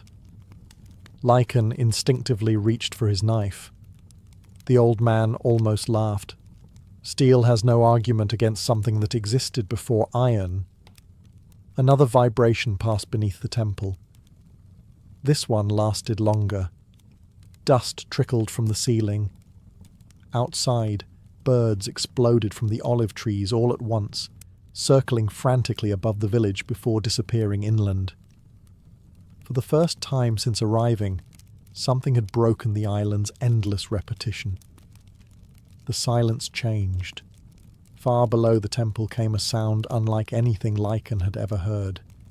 It resembled the groan of a mountain shifting beneath the sea, or perhaps a creature breathing in its sleep. The old man slowly turned toward the rear of the sanctuary. Hidden behind the wheel stood a narrow stone staircase descending into darkness. I prayed no one would ever come here again. You knew someone would? I knew curiosity would eventually defeat caution. He picked up his black staff. That is the oldest law of mankind. Lycan swallowed. We should leave. We cannot. Why not? Because once it fully wakes, the old man said softly, it will notice the living. Another rumble echoed upward. This time the air itself seemed warmer. A faint smell drifted from below. Not decay, not sulphur, salt. Ancient, stagnant seawater that had never seen the sun. The old man lit a small oil lamp hanging beside the staircase. Its flame flickered violently despite the still air. He hesitated for only a heartbeat before beginning his descent. After several steps, he looked back. Odysseus understood that some victories belong to wisdom, not courage. His voice echoed through the darkness. That is why he sailed away. Lycan stared toward the bright entrance of the temple. Beyond it lay his boat. Beyond that lay the open sea. He could still leave. He should leave. Instead, as every reckless hero before him had done, he tightened his grip upon his father's bronze knife and followed the old man into the depths beneath the island. Somewhere below, something enormous opened a single eye. The staircase descended far deeper than Lycan believed any island could possibly allow. Step after step disappeared into the earth, carved not by chisels, but by impossible precision. The walls were perfectly smooth, dark as polished obsidian, reflecting the glow of the old man's oil lamp in wavering patterns. The air grew colder for a time, then strangely warm, carrying the scent of ancient salt water that had remained trapped beneath stone for countless ages. Lycan expected to hear dripping water. Instead, there was only breathing. It was so deep and distant that at first he mistook it for the movement of the sea. But oceans do not inhale. Oceans do not exhale. Whatever rested below did both. The deeper they walked, the older everything seemed. The stone changed colour, becoming almost black, streaked with veins of pale silver that glowed faintly in the darkness. Strange symbols covered the walls, carved in circles instead of lines. They resembled no alphabet Lycan had ever seen. Looking at them for too long made his eyes ache, as though his mind refused to understand their shape. Scattered along the passage lay broken objects half buried beneath centuries of dust. A bronze helmet unlike any worn by Mycenaean warriors. Fragments of enormous anchors made from green stone. A shattered spear longer than the mast of Lycan's fishing boat. These were not relics left by ordinary sailors. Whoever had carried such weapons had been far larger than any man. The old guardian continued forward without hesitation. His pace suggested he had walked this path many times before, though each step carried the exhaustion of someone performing a duty that should have ended generations ago. Eventually, the staircase opened into an immense cavern. Lycan stopped breathing. The chamber was larger than many harbours. Its ceiling disappeared into darkness, supported by towering columns that looked less like architecture and more like the ribs of some unimaginably large creature turned to stone. A vast underground sea stretched beyond them, its black surface perfectly still, reflecting the faint silver glow of the cavern walls. In the centre rose a circular platform connected to the shore by a narrow stone bridge. Upon the platform stood dozens of colossal chains. Each link was thicker than an oak tree. Every chain descended into the black water. Most remained tight. One hung loose. Fresh cracks split the stone where it had once been anchored. Lycan slowly realized the terrible truth. The wheel in the temple had never been controlling time. It had been tightening these chains. Each slow turn above had kept something below from breaking free. Now the mechanism was failing. Another slow breath echoed across the underground sea. The water rippled. Not from wind, not from falling stone. Something enormous had shifted beneath the surface. The ripple reached the platform, gently rocking the broken chain against the stone with a heavy metallic groan. Lycan looked into the black water. For a brief moment, far below the surface, he saw something larger than an island move beneath the darkness. Then a single eye opened. It was not the yellow eye of a beast or the glowing eye of a monster from children's stories. It looked ancient, intelligent, and far older than Olympus itself. The eye remained open for only a heartbeat. Then it vanished beneath the black water. For several long moments, nothing moved. The underground sea became perfectly still once again, smooth as polished glass. Only the broken chain continued to sway gently, scraping against the stone with a slow metallic groan that echoed throughout the cavern. Lycan realized he had stopped breathing. His heart pounded so loudly that it almost drowned out the silence surrounding them. 20 years is a very long time to wait for a man. Long enough for children to become adults. Long enough for olive trees to bear countless harvests. Long enough for neighbours to stop saying, "He will return soon," and begin whispering, "Perhaps he never will." For Penelope, Queen of Ithaca, those 20 years had passed one thread at a time. Each morning she descended into the great hall with the same quiet dignity she had shown since Odysseus sailed for Troy. Around her, more than 100 arrogant suitors laughed, feasted, drank her husband's wine, slaughtered his cattle, and competed to claim the throne that did not belong to them. They called themselves guests. In truth, they were vultures circling a kingdom that refused to admit its king might already be dead. Penelope gave them nothing. By daylight she sat before her enormous loom, weaving what she claimed would become a funeral shroud for Laertes, Odysseus's elderly father. The suitors admired her devotion, believing that once the cloth was finished, she would finally choose a new husband. They did not know the truth. Each night, after the palace had fallen silent, Penelope climbed the stairs, carrying only a small oil lamp. Alone beneath the moonlight, she patiently unravelled every thread she had woven during the day. 20 years had taught her many things. Strength rarely looked like strength. Sometimes it looked like patience. Sometimes it looked like silence. Sometimes it looked like a woman pulling apart her own work, so that tomorrow she could begin again. Only a handful of loyal servants knew the secret, and every sunrise the great tapestry appeared to grow just enough to satisfy the impatient nobles. Even so, Penelope felt the walls closing around her. The suitors had become bolder. Some openly argued over how the palace should be divided after her marriage. Others mocked Telemachus, no longer seeing him as the boy he once was, but not yet respecting him as the man he was becoming. Several had begun carrying swords inside the hall, ignoring every ancient custom of hospitality. Ithaca was slowly slipping away. One stormy evening, as thunder rolled across the island and rain battered the palace roof, an unexpected visitor arrived. She was an old woman, wrapped in a weathered grey cloak, leaning upon an ashwood staff, polished smooth by decades of travel. Her eyes were completely white, clouded by blindness, yet she walked through the palace without hesitation, as though she knew every corridor by memory. The guards tried to stop her.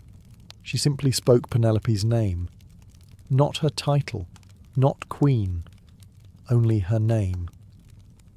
The sound carried such strange certainty that even the guards stepped aside. Penelope received the woman in a small chamber overlooking the sea, dismissing every servant before the visitor finally lowered her hood. Her face was deeply lined, but there was something unsettling about it. She seemed older than memory itself, as though she had witnessed generations rise and fall without ever leaving the same road. She did not ask for food. She did not ask for shelter. Instead, she spoke the words that shattered 20 years of certainty. "Your husband still lives." Penelope's heart stopped for a single breath. The old woman slowly tilted her head toward the dark sea beyond the window. "But understand this. He is not imprisoned by chains. He is imprisoned by a promise." The room fell silent except for the rain. The blind prophetess explained that before the Greek fleet had sailed for Troy, Odysseus had secretly sworn an oath upon an ancient shore to a forgotten power older than many of the Olympian gods. The bargain had guaranteed favourable winds for the first stage of the expedition, but every oath demanded payment. Troy had fallen. The debt had not. Now, 20 years later, Odysseus wandered the seas, not because he had lost his way, but because an ancient promise refused to let him find it. The old prophetess was gone before dawn. No servant remembered seeing her leave the palace. The guards at the gates insisted that no one had passed during the night. Even the footprints leading through the rain-soaked courtyard had disappeared beneath the morning sun. Only her words remained. He is imprisoned by a promise. For 3 days Penelope spoke of it to no one. She watched the suitors feast in the great hall, laughing over roasted lamb and imported wine, while servants carried away empty cups as though the palace already belonged to them. Their confidence had grown with every passing season. 20 years had convinced them that waiting was foolish and patience was weakness. Penelope knew better. She had defeated them for 2 decades without drawing a sword, but this was different. An oath could not be unravelled like cloth. Late each evening she climbed to the highest terrace overlooking the harbour. The sea was calm now, its endless blue stretching toward the horizon where Odysseus had vanished so many years before. She tried to dismiss the prophecy as another wandering mystic's tale, yet one detail refused to leave her thoughts. The woman had known about the oath. No songs mentioned such a promise. Not even Nestor or Menelaus, who had sailed beside Odysseus to Troy, had ever spoken of it. Someone had deliberately buried the truth. On the 4th night, Penelope entered the old royal archives beneath the palace. Dust-covered shelves filled with clay tablets, faded scrolls, and shipping records dating back generations. Most concerned taxes, harvests, or treaties with neighbouring islands. Yet hidden inside a cracked cedar chest, she discovered something unusual. It was not an official record. It was Odysseus's own journal. Before leaving for Troy, the young king had occasionally written brief observations about his travels and diplomatic visits across Greece. His handwriting was quick and practical, filled with sketches of coastlines and lists of supplies. Near the final pages, one sentence had been violently scratched out. The ink was faded, but not invisible. The priest demanded that I swear. Everything after those words had been scraped away with a knife. Penelope ran her fingers across the damaged parchment. Odysseus himself had destroyed the rest. Not accidentally. Deliberately. She closed the journal and finally reached a decision. If her husband could not return because of an oath, then waiting in Ithaca accomplished nothing. Someone would have to find where that promise had been made. The next morning she summoned Telemachus before sunrise. Her son listened in silence as she explained only part of the truth. She spoke of unfinished business, of secret investigations, and of the need to protect the kingdom while she travelled. She did not mention prophecies or forgotten gods. Some burdens belong to a mother alone. Telemachus did not argue. The uncertainty of childhood had vanished from his face. He stood now as a man, tall enough to wear his father's armour and wise enough to understand that difficult choices often arrived without explanation. Before noon, Penelope disappeared from the palace. The Queen of Ithaca did not leave through the front gates. Instead, a widowed merchant named Elara boarded a small trading vessel carrying dyed wool, olive oil, and pottery bound for the eastern Aegean. Her royal robes had been exchanged for simple linen. Her golden jewellery had vanished. Even her famous dark hair lay hidden beneath a traveller's veil. Only one thing remained unchanged. The sharp mind that had outwitted 100 suitors was now sailing toward enemies who had no idea whom they were about to underestimate. For the first week, Penelope's disguise held perfectly. The little merchant vessel stopped at fishing villages, quiet harbours, and bustling island markets where traders argued over amphorae of wine, sacks of grain, and bars of Cypriot copper. No one paid much attention to a widowed merchant travelling alone. That was precisely why Penelope had chosen the disguise. Queens attracted questions. Widows attracted sympathy. The captain believed she was journeying east to settle her late husband's debts. The crew accepted the story without hesitation. In the Greek world, grief was common enough that few people wished to investigate it further. Penelope spent her days listening rather than speaking. Sailors always talked. They argued about weather, exchanged rumours from distant ports, and repeated every strange tale they had heard over cups of watered wine. Most stories were clearly exaggerated, but hidden among them were fragments that caught her attention. Several captains mentioned ships disappearing near an isolated chain of islands. Others spoke of ancient shrines abandoned by their priests. One old navigator swore that certain coves still received offerings meant for gods whose names had long since been forgotten. Each rumour pointed farther east, toward waters Odysseus had once crossed on his way to Troy. On the 8th morning the wind died without warning. The sea became unnaturally smooth, leaving the merchant ship drifting beneath a cloudless sky. Even the gulls disappeared. The captain frowned toward the southern horizon. Dark shapes were approaching. Long, narrow ships. 3 of them. Their sails were black. Pirates. The crew rushed into motion, but there was little hope. The merchant vessel carried cargo, not soldiers. Its few spears were old, and most of the sailors had never fought outside drunken tavern brawls. Within the hour, grappling hooks crashed over the rails. The pirate ships pulled alongside with practised precision. Men armed with curved swords poured onto the deck. Their leader stepped aboard last. He was broad-shouldered, grey-bearded, and wore a bronze helmet decorated with faded horsehair. Unlike his crew, he smiled before speaking.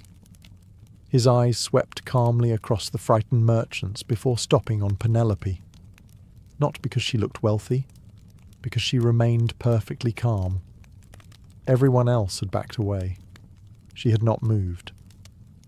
The pirate chief walked closer, studying her weathered travel clothes. Then his smile faded. There was something familiar about her posture. Not the posture of a merchant, the posture of someone accustomed to giving orders. He demanded every passenger identify themselves. One by one, they complied. When Penelope's turn came, she bowed her head slightly and repeated the story she had prepared before leaving Ithaca. A widow, a trader, travelling east alone. The pirate listened without interruption. Then he asked a single unexpected question. "What side did your husband fight for at Troy?" Several merchants looked confused. It seemed like an odd question. Penelope immediately understood it was a trap. A real widow would answer without thinking. A liar would hesitate. She did neither. Instead, she quietly replied that no woman who truly loved her husband ever cared which battle earned the scar that took him away. For the first time in years, the pirate chief laughed, not because she had answered correctly, because she had answered like Odysseus himself. A clever answer instead of a direct one. His expression slowly became thoughtful. He had once met the king of Ithaca, and suddenly he wanted to know why a woman who spoke exactly like Odysseus was sailing toward the forgotten eastern sea. The pirate chief did not order his men to search the ship. Instead, he ordered everyone to wait. The sea remained strangely calm as both crews stood watching their leader study the woman who claimed to be an ordinary widow. He walked slowly around Penelope, saying nothing. Years spent raiding merchant vessels had taught him that wealth often wore humble clothes, and clever people rarely introduced themselves honestly. Penelope met his gaze without challenge. Fear would invite suspicion. Confidence would invite questions. She settled for quiet patience. Finally, the pirate spoke. He had fought in the Trojan War himself, though not for either famous king. Like many sailors, he had sold his ship to whoever paid the better price. During those years he had crossed paths with countless commanders, but only one had answered impossible questions with impossible answers. Odysseus. The pirate smiled faintly. The woman standing before him reminded him of the king of Ithaca far more than she realized. Rather than threaten her, he offered a proposal. Far to the east lay an island sailors called Black Sail Island. No charts marked it. No merchants willingly landed there. An old woman lived among its cliffs, trading knowledge for prices few dared pay. Every captain who sailed those waters knew of her. Few ever returned with what they sought. If Penelope truly travelled in search of forgotten truths, that was where her journey would lead eventually. The pirate offered safe passage, not from kindness, from curiosity. He wanted to know why a lone widow was risking her life for secrets connected to the years before Troy. Penelope accepted. By sunset, the merchant vessel had altered course, sailing beside the pirate ships instead of fleeing from them. The arrangement puzzled both crews, but no one questioned their captains. 3 days later, jagged black cliffs emerged from the morning mist. The island looked as though fire had once consumed it. Dark volcanic rock rose straight from the sea without beaches or harbours. Hundreds of seabirds circled silently overhead, yet none landed upon the cliffs. At the summit stood the crumbling remains of an ancient temple older than any Greek city. The pirate ships refused to approach. Their captain lowered a single rowboat instead. He would take Penelope ashore himself. As they neared the rocks, she noticed hundreds of strange objects hanging from ropes tied to the cliffs. Bronze swords, broken shields, crowns, golden necklaces, children's toys carved from olive wood. Every offering had been left behind deliberately. Every gift had weathered years of wind and salt. No one had dared retrieve them. Near the water's edge sat a woman beside a small fire. She appeared impossibly old. Her grey hair reached the ground. Her hands were stained with herbs and ash. Without looking up, she calmly dropped another branch onto the flames. She already knew they had arrived. The pirate stopped rowing. His weathered face suddenly lost every trace of confidence. He refused to go any farther. Penelope stepped alone onto the black shore. The old woman slowly lifted her eyes. "They finally sent the wife," she said softly. Her voice carried no surprise, only relief, as though she had spent 20 years expecting this exact meeting. The old woman led Penelope away from the shore without another word. A narrow path climbed through the black volcanic cliffs, twisting between jagged rocks polished smooth by centuries of wind. Nothing grew there except pale grey moss clinging stubbornly to cracks in the stone. Even the seabirds remained silent now, circling far overhead as though unwilling to cross an invisible boundary. At the summit stood the ruined temple. Time had broken its columns and scattered enormous blocks of marble across the hill, yet the place still possessed an unsettling dignity. It had not been destroyed by war. It had simply been abandoned. The old woman stopped before a circular altar carved directly into the rock. Unlike every Greek temple Penelope had ever visited, there were no statues of Zeus or Athena, no carved owls, no thunderbolts, no tridents, only a single symbol repeated across the weathered stone, a circle surrounded by endless waves. The same symbol appeared upon the altar, upon the broken columns, and even upon the smooth floor beneath centuries of dust. Someone had once worshipped a power the Olympians had erased from memory. The old woman knelt and brushed sand away from the centre of the altar.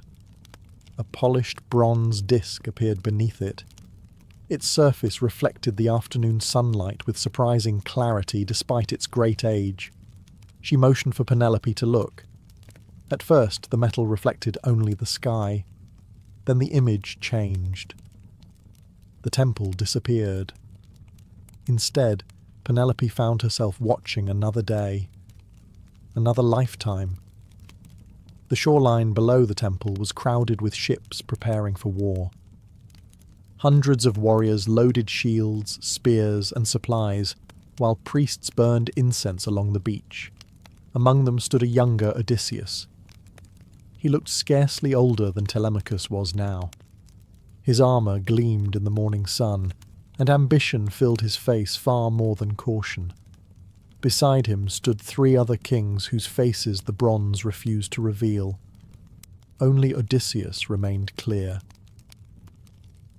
A priest wearing robes woven with silver thread approached the young king carrying a shallow bowl filled with seawater.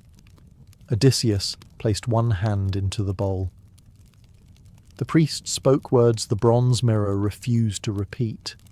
Then came the oath. Penelope watched her husband kneel before the ancient altar and swear that if the sea carried him safely to Troy, he would return before the 20th harvest after the city's fall. The waves themselves answered, not with thunder, not with lightning. The sea simply became perfectly still. The bargain had been accepted. The vision faded. Penelope stepped backward, her heartbeat echoing inside the silent ruins. The old woman slowly covered the bronze disc once more. "The war lasted longer than anyone expected," she said quietly. "The journey home lasted longer still." Penelope finally understood. Odysseus had not broken his promise willingly. Time itself had defeated him. But ancient oaths did not measure intention, only fulfillment. The old woman looked toward the endless sea beyond the cliffs. When the 20th year ended, the oath became a prison. Far below, a wave struck the black rocks with unusual force, then another. The calm sea surrounding the island had begun to change. Something had noticed that the Queen of Ithaca now knew the truth. The sea grew restless before the sky did. Standing atop the ruined temple, Penelope watched the water darken as though a shadow was spreading beneath its surface. There were no storm clouds overhead, yet the waves no longer rolled with their usual rhythm. They circled the island instead, turning slowly like a great wheel. The old woman wasted no time. She gathered a small leather satchel already waiting beside the altar, as if she had prepared for this moment years ago. Without looking back, she began descending the narrow path toward the shore. Penelope followed. Neither woman spoke. There was nothing left to explain. The truth had already been revealed. Odysseus had fulfilled every challenge the world placed before him, yet one forgotten promise continued to hold him. It was not chains, monsters, or distance keeping him from Ithaca. It was an agreement, older than memory. Halfway down the cliffs, Penelope noticed something strange. The offerings hanging from the rocks were moving. Not in the wind. There was no wind. The bronze swords, broken shields, necklaces, and ancient crowns all swayed gently toward the sea, as though pulled by an invisible current. One by one the old ropes snapped. The objects fell into the water below. None floated. Each disappeared beneath the surface without leaving so much as a ripple. The old woman glanced toward the horizon. The tribute has been accepted. Her voice remained calm, but her pace quickened. When they reached the shore, the pirate captain was already waiting beside his rowboat. His weathered face had lost every trace of confidence. He had spent his life fearing storms. This was something entirely different. The sea had become silent. No gulls circled overhead. No fish disturbed the water. Even the waves striking the cliffs made almost no sound. The captain crossed himself in the old sailor's fashion before pushing the boat into the water.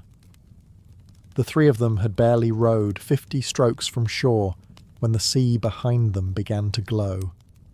Not brightly. Just enough to reveal enormous shapes moving beneath the surface. At first, Penelope believed they were whales. Then one shadow rose closer. It was too large. Its smooth back stretched across the water longer than the pirate's entire ship. Pale blue markings shimmered beneath the surface, forming patterns that resembled ancient writing rather than natural markings. The creature never surfaced completely. It simply passed beneath them. The small boat rocked violently in its wake. Neither the pirate nor the old woman looked over the side. They kept rowing. Far ahead, the pirate ships had already raised every sail, desperate to leave the island behind. Then the sea opened. Not with an explosion, not with a towering wave. The water simply folded apart, revealing a vast circle of darkness beneath. From its centre emerged a woman's face. She was beautiful in the unsettling way statues are beautiful. Perfect. Expressionless. Her skin shimmered like moonlight upon deep water, and her hair flowed around her as though made from the sea itself. She was neither rising nor floating.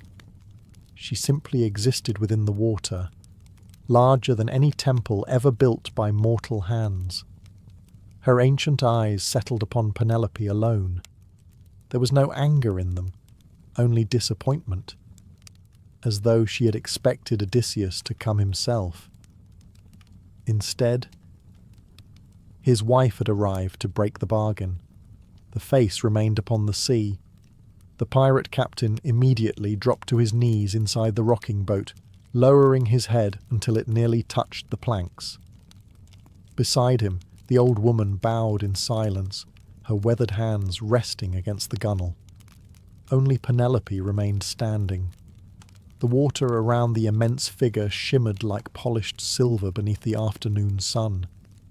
Her eyes held the stillness of the deepest ocean, untouched by time or emotion. She did not resemble Athena's wisdom or Hera's royal pride. There was something far older in her presence. She looked like the sea before mankind had ever learned to build ships. The silence stretched across the water. Then the goddess spoke. Her voice did not travel through the air. It echoed directly inside Penelope's thoughts, carrying the endless rhythm of waves striking forgotten shores. She reminded the queen that promises were the oldest law in existence. Kingdoms rose and fell, cities burned, kings died. But an oath willingly spoken remained unchanged. Odysseus had accepted favourable winds before sailing to Troy. The sea had kept its part of the bargain. Now it waited for his. Penelope listened without lowering her gaze. She understood the fairness of agreements. Ithaca itself depended upon laws being honoured. A ruler whose word meant nothing, ruled only until someone stronger arrived. Yet something about the bargain felt incomplete. The goddess had spoken only of duty, never of justice. Penelope slowly removed the gold wedding ring she had worn since her marriage, and held it between her fingers. It was the only piece of royal jewellery she had carried from Ithaca, not because of its value, because it represented a promise of its own. A marriage survived, not because both people fulfilled every expectation perfectly, but because neither abandoned the other when life refused to cooperate. The queen raised the ring toward the towering figure. A mortal could not outmatch a goddess. But perhaps she could outreason one. She calmly declared that every oath required two faithful partners. If one side changed the conditions beyond recognition, the agreement itself became broken. Odysseus had sworn to return before the 20th harvest. He had not wasted those years through laziness or betrayal. Gods, monsters, storms, enchantresses, and endless suffering had delayed him. The cave no longer smelled of blood. Years ago, sailors had spoken of this place in frightened whispers. They imagined piles of human bones, roaring monsters, and a savage giant who crushed men like dry branches. Mothers warned children about the island. Captains altered their course to avoid it. Every version of the tale ended the same way. The terrible Cyclops had been defeated by the clever Odysseus, but legends rarely returned after the hero sailed away. On a grey autumn morning, another giant climbed the rocky path leading toward the cave. His name was Brontes. Like his brother Polyphemus, he stood taller than the tallest pine, with a single great eye beneath a heavy brow and shoulders broad enough to block the cave's entrance. Yet, unlike his brother, Brontes carried no club upon his shoulder. He carried only a shepherd's crook cut from ancient olive wood. He had lived alone upon another distant island for most of his life, tending sheep and avoiding the quarrels of both gods and mortals. Cyclopes were not a people who gathered in cities. Each preferred his own mountain, his own flock, and his own silence. Years sometimes passed without one Cyclops seeing another. That was why the news had reached him so late. His brother had been blinded. At first, Brontes had refused to believe it. How could a handful of tiny mortals overcome a son of Poseidon? The story sounded like something sailors invented after drinking too much wine. Yet every passing merchant repeated the same name: Odysseus, king of Ithaca, the man clever enough to escape the impossible. Brontes expected to find only an empty cave. Instead, he found smoke rising gently from the entrance. Inside, dozens of sheep rested quietly upon fresh straw. Clay jars filled with milk lined the walls. A small fire burned beside a stone bed where an old giant sat listening to the crackling flames. Polyphemus. Time had bent his once mighty frame. His beard, once dark as volcanic stone, had turned completely white. Thick scars covered the empty socket where his single eye had once seen the world. His enormous hands searched carefully for the shepherd's staff resting beside him before he slowly stood. He recognized his brother's footsteps before hearing his voice. The two giants embraced without speaking. Neither had been taught to express affection with many words. Their silence said enough. Later, as evening settled outside the cave, Brontes prepared cheese while Polyphemus quietly milked one of his oldest ewes by touch alone. Every movement revealed years of practice. Blindness had stolen his sight, but not his patience. Only after they finished eating did Brontes finally ask the question that had brought him across the sea. What truly happened? The old Cyclops remained silent for a long time. The fire popped softly between them. "I was waiting for you to ask that," he said at last. Brontes expected anger. He expected curses against Odysseus. He expected promises of revenge. Instead, Polyphemus sighed.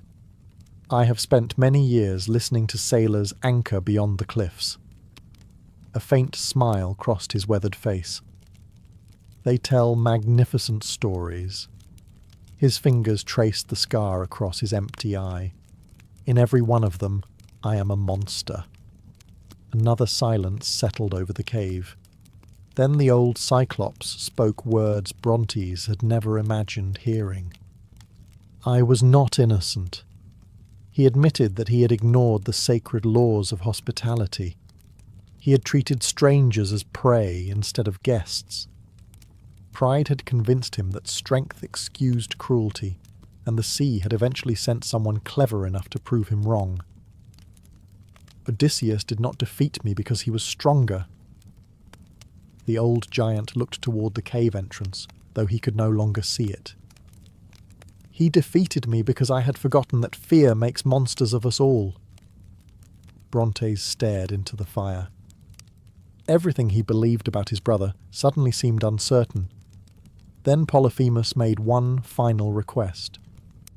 "Do not avenge me." His voice had become little more than a whisper. "Find out why men feared us long before they feared my name." Those were the last words Brontes heard from his brother before sleep claimed the old giant forever, leaving behind only silence, and a question that no legend had ever tried to answer. Polyphemus was buried before sunrise. Brontes chose a quiet hillside overlooking the sea, where the old Cyclops had spent countless evenings listening to waves he could no longer see. There were no priests to recite prayers, and no mourners gathered from distant villages. Cyclopes had never built temples, nor had they believed the gods paid much attention to their kind. The earth itself would remember.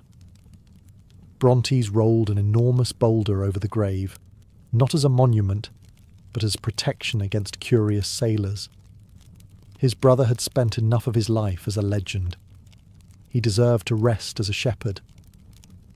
Before leaving the cave, Brontes looked around one last time. The place no longer resembled the prison described in every Greek tale. The sheep wandered peacefully between stone pens. Fresh cheeses rested on wooden shelves. Clay bowls had been neatly washed and stacked. Along one wall stood dozens of carved wooden flutes, each carefully shaped by hands too large for such delicate work. No songs mentioned that Polyphemus made music. No bard cared to mention it. Legends preferred monsters.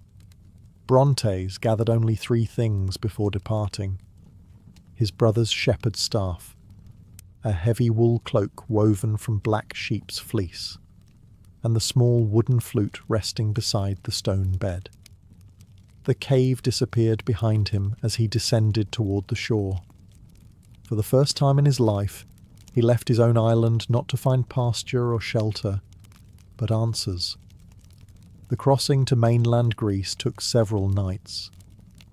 Brontes travelled only after sunset, walking across shallow reefs and swimming through narrow channels where merchant ships rarely ventured. During daylight, he hid inside sea caves, covering himself with driftwood and fishing nets whenever distant sails appeared on the horizon. The stories about humans fascinated him. They feared cyclopes. He had yet to meet one. Several days later, he reached the rugged coast of Aetolia.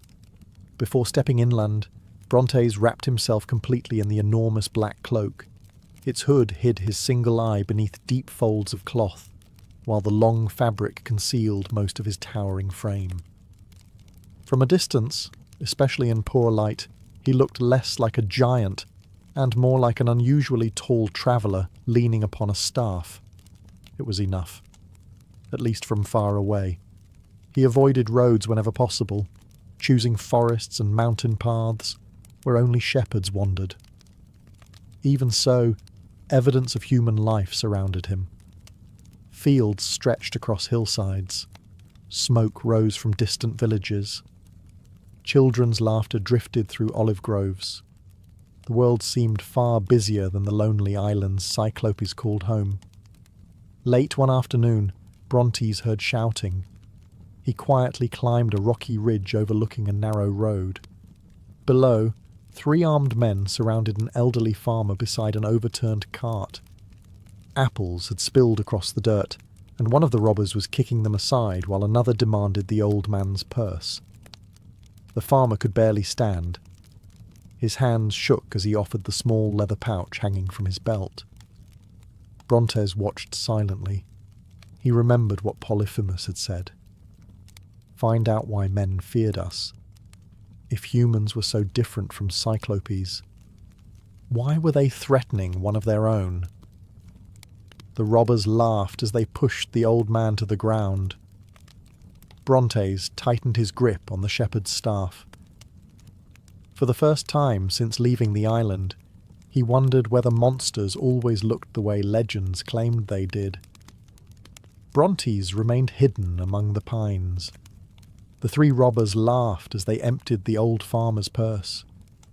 A handful of bronze coins clattered into the dirt, followed by a small piece of cheese wrapped in cloth and a loaf of coarse barley bread. One of the men sneered. "So this is your fortune?" The others laughed harder. The oldest robber crushed the loaf beneath his sandal before kicking the farmer onto his side. They took the coins anyway. Before leaving, they slashed one wheel of the old cart with a knife, laughing as they disappeared down the road. Silence returned. The farmer remained on the ground for several moments before slowly trying to stand. His knees trembled beneath him. He managed only a few steps before collapsing beside the broken cart. Brontes watched. Among Cyclopes, strength decided nearly everything. A weak shepherd survived because a stronger one helped him. There was no glory in watching someone perish when assistance cost almost nothing. Yet Polyphemus's final request echoed in his thoughts. Learn about men. Brontes stepped from the trees. The earth seemed to shudder beneath his enormous feet. The farmer looked up. His weathered face turned white. The old man scrambled backward through the dust, his hands searching desperately for a stick that would never defend him. His mouth opened. No sound emerged. Brontes stopped several paces away. He understood. This was the fear his brother had spoken of. The farmer saw only a towering figure wrapped in a dark cloak. Not a traveller. Not a shepherd. A nightmare from every childhood story.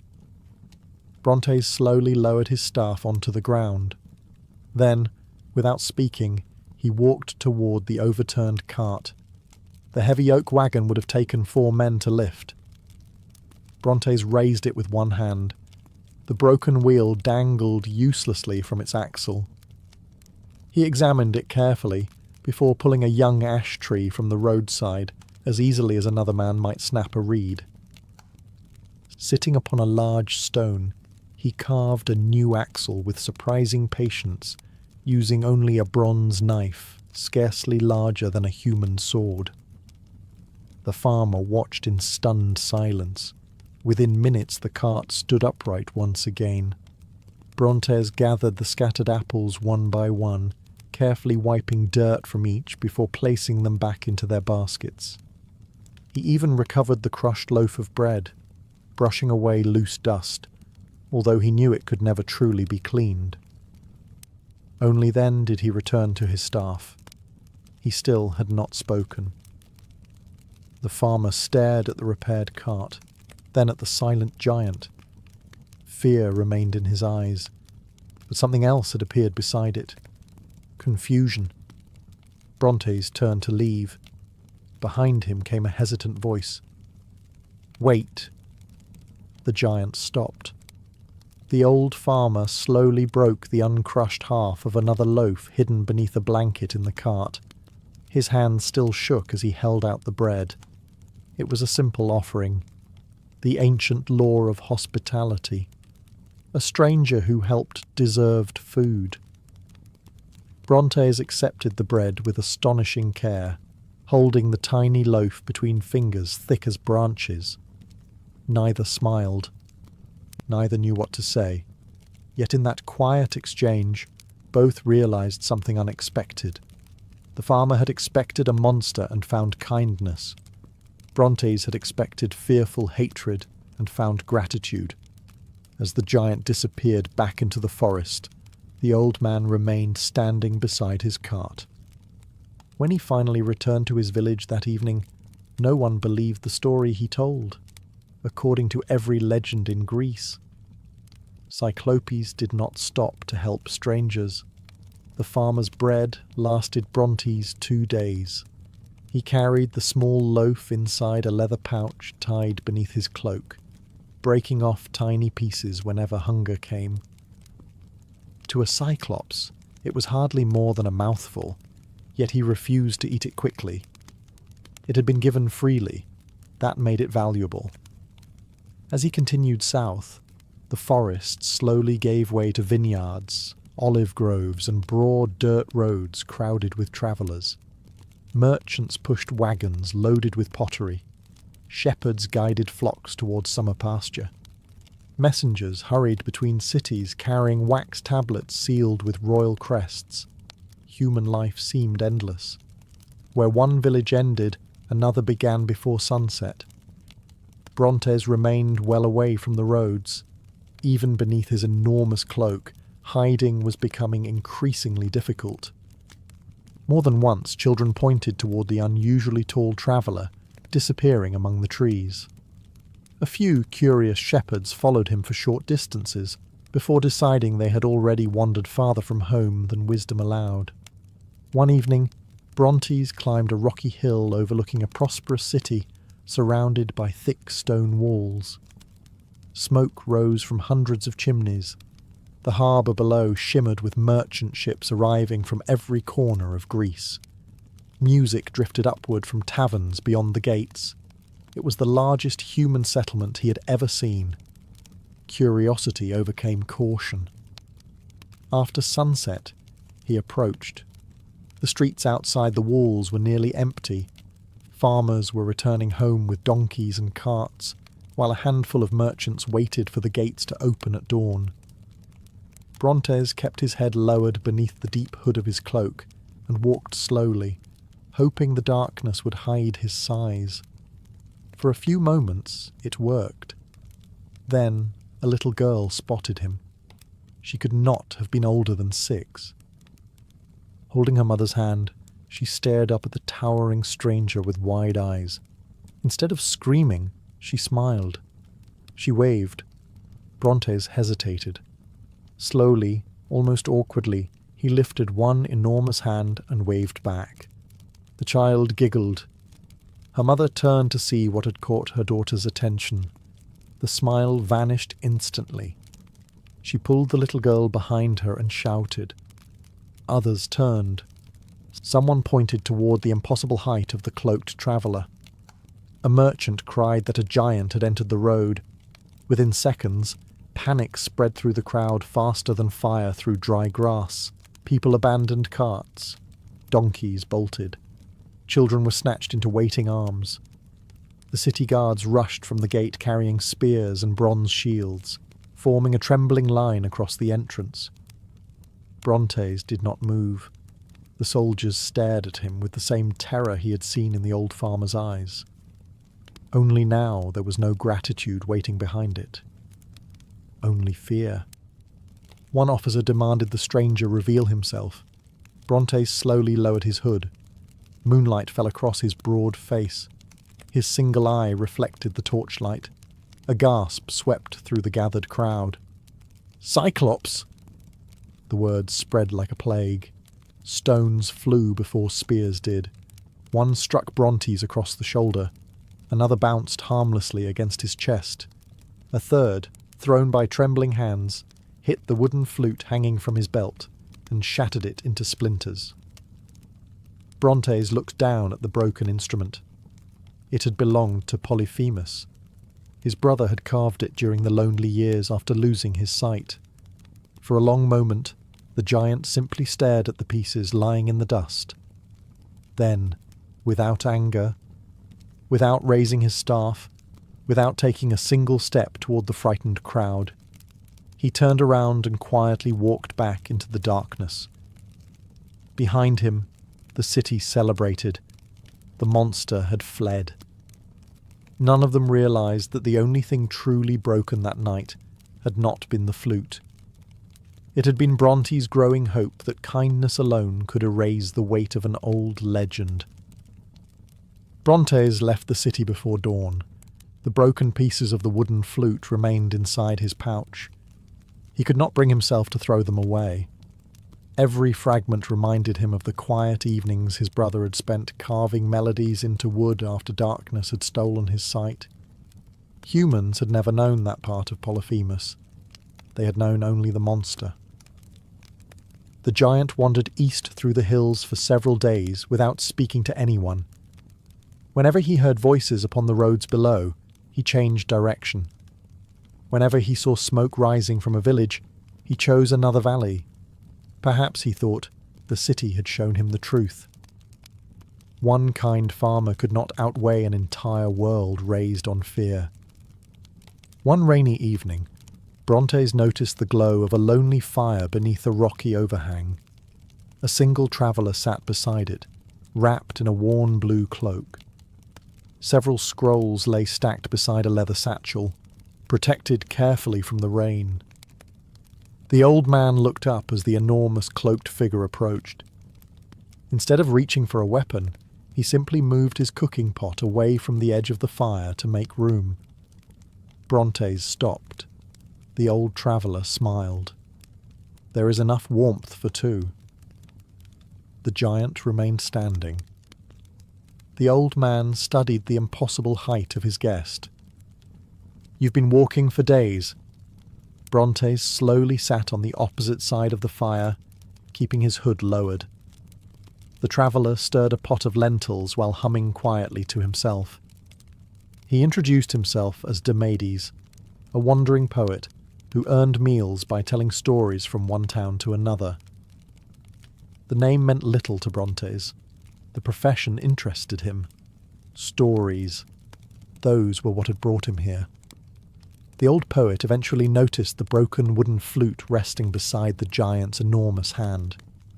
He picked up one fragment. This was beautifully carved. Brontes nodded. "My brother made it." Demades smiled sadly. "It deserves remembering." He carefully returned the pieces. For a while, neither spoke. Only the rain filled the silence. Then voices echoed from the road below.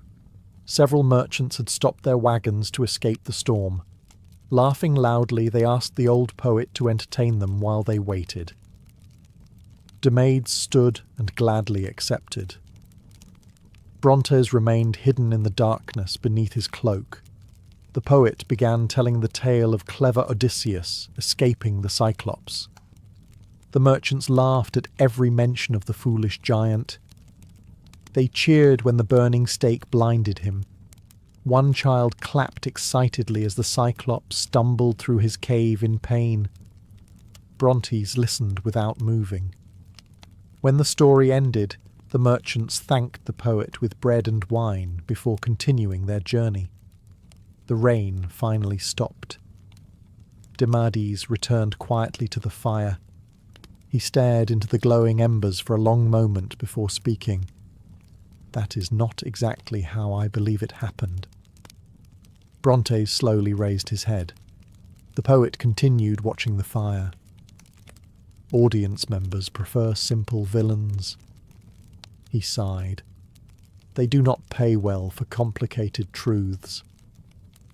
Brontes looked at the old man with growing curiosity. For the first time since leaving his island, someone had admitted that legends changed. Someone understood that stories often chose entertainment over honesty.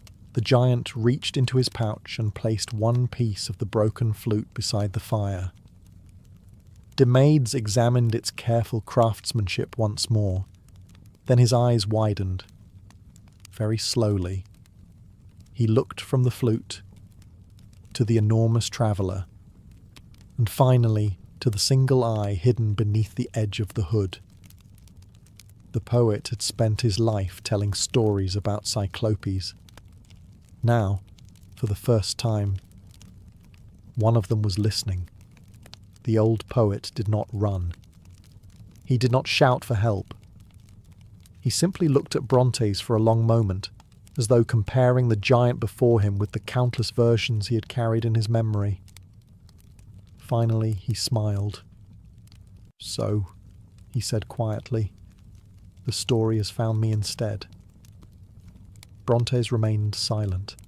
He had grown accustomed to silence. It was safer than explanations.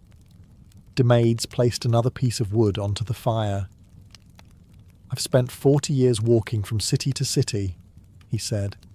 "I've told the tale of Odysseus and the Cyclops more times than I could ever count."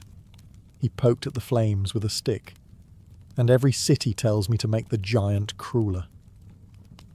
Brontes tilted his head. The poet explained that audiences rarely wanted uncertainty. Heroes needed villains. Monsters needed sharp teeth. A frightened audience remembered simple stories far better than complicated ones. If the Cyclops had once laughed, no one wanted to hear it. If he had cared for sheep, no one applauded. If he had ever shown kindness, the tale became less exciting. So, little by little, each storyteller added something. The cave became darker. The giant became larger. The cruelty became greater. By the time the songs reached distant islands, the Cyclops had become something almost impossible to recognize. Brontes listened carefully. "So, people remember stories." Demades nodded. "They remember the version they enjoy most." The words settled heavily in the giant's thoughts. Perhaps Polyphemus had become a monster long before Odysseus ever reached his cave. Perhaps every new telling had simply carved away another piece of the truth. The fire burned lower. The old poet opened one of his scrolls. Its edges were worn from decades of travel. "I collect different versions," he explained. "The same story changes from village to village." He pointed to several passages. In one account, the Cyclops owned goats instead of sheep. Another claimed there were 2 Cyclopes. A third insisted Odysseus fought the giant with a bronze spear rather than a burning olive trunk. Each version contradicted the last. Yet every storyteller insisted his own was true. Brontes suddenly understood something humans had built that Cyclopes never had. Memory. Not personal memory, shared memory. Entire kingdoms lived according to stories repeated across generations. If those stories changed, people changed with them.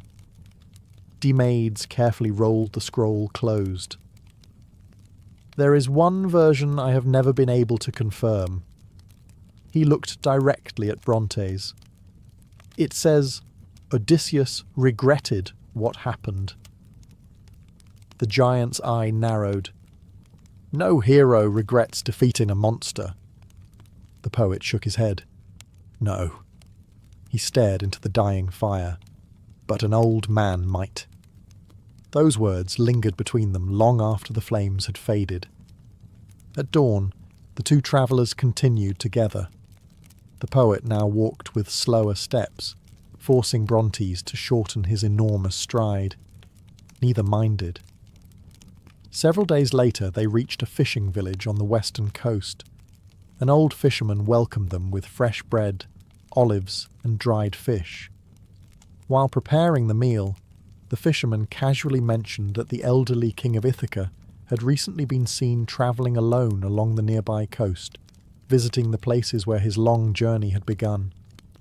Demades slowly looked toward Brontes. Neither spoke. Neither needed to. After weeks spent searching for answers, the road was finally leading toward the one man whose story had changed both their lives forever. The road to Ithaca's western shore wound through olive groves older than most kingdoms. Brontes and Demades walked in silence, following the directions given by the fisherman. The old poet leaned on a weathered staff, while the giant remained hidden beneath his black cloak. Whenever travellers appeared on the road, Brontes stepped into the trees until they had passed. Word of a Cyclops wandering Greece would spread far too quickly. By the afternoon of the third day, they reached a lonely stretch of coastline. There were no villages,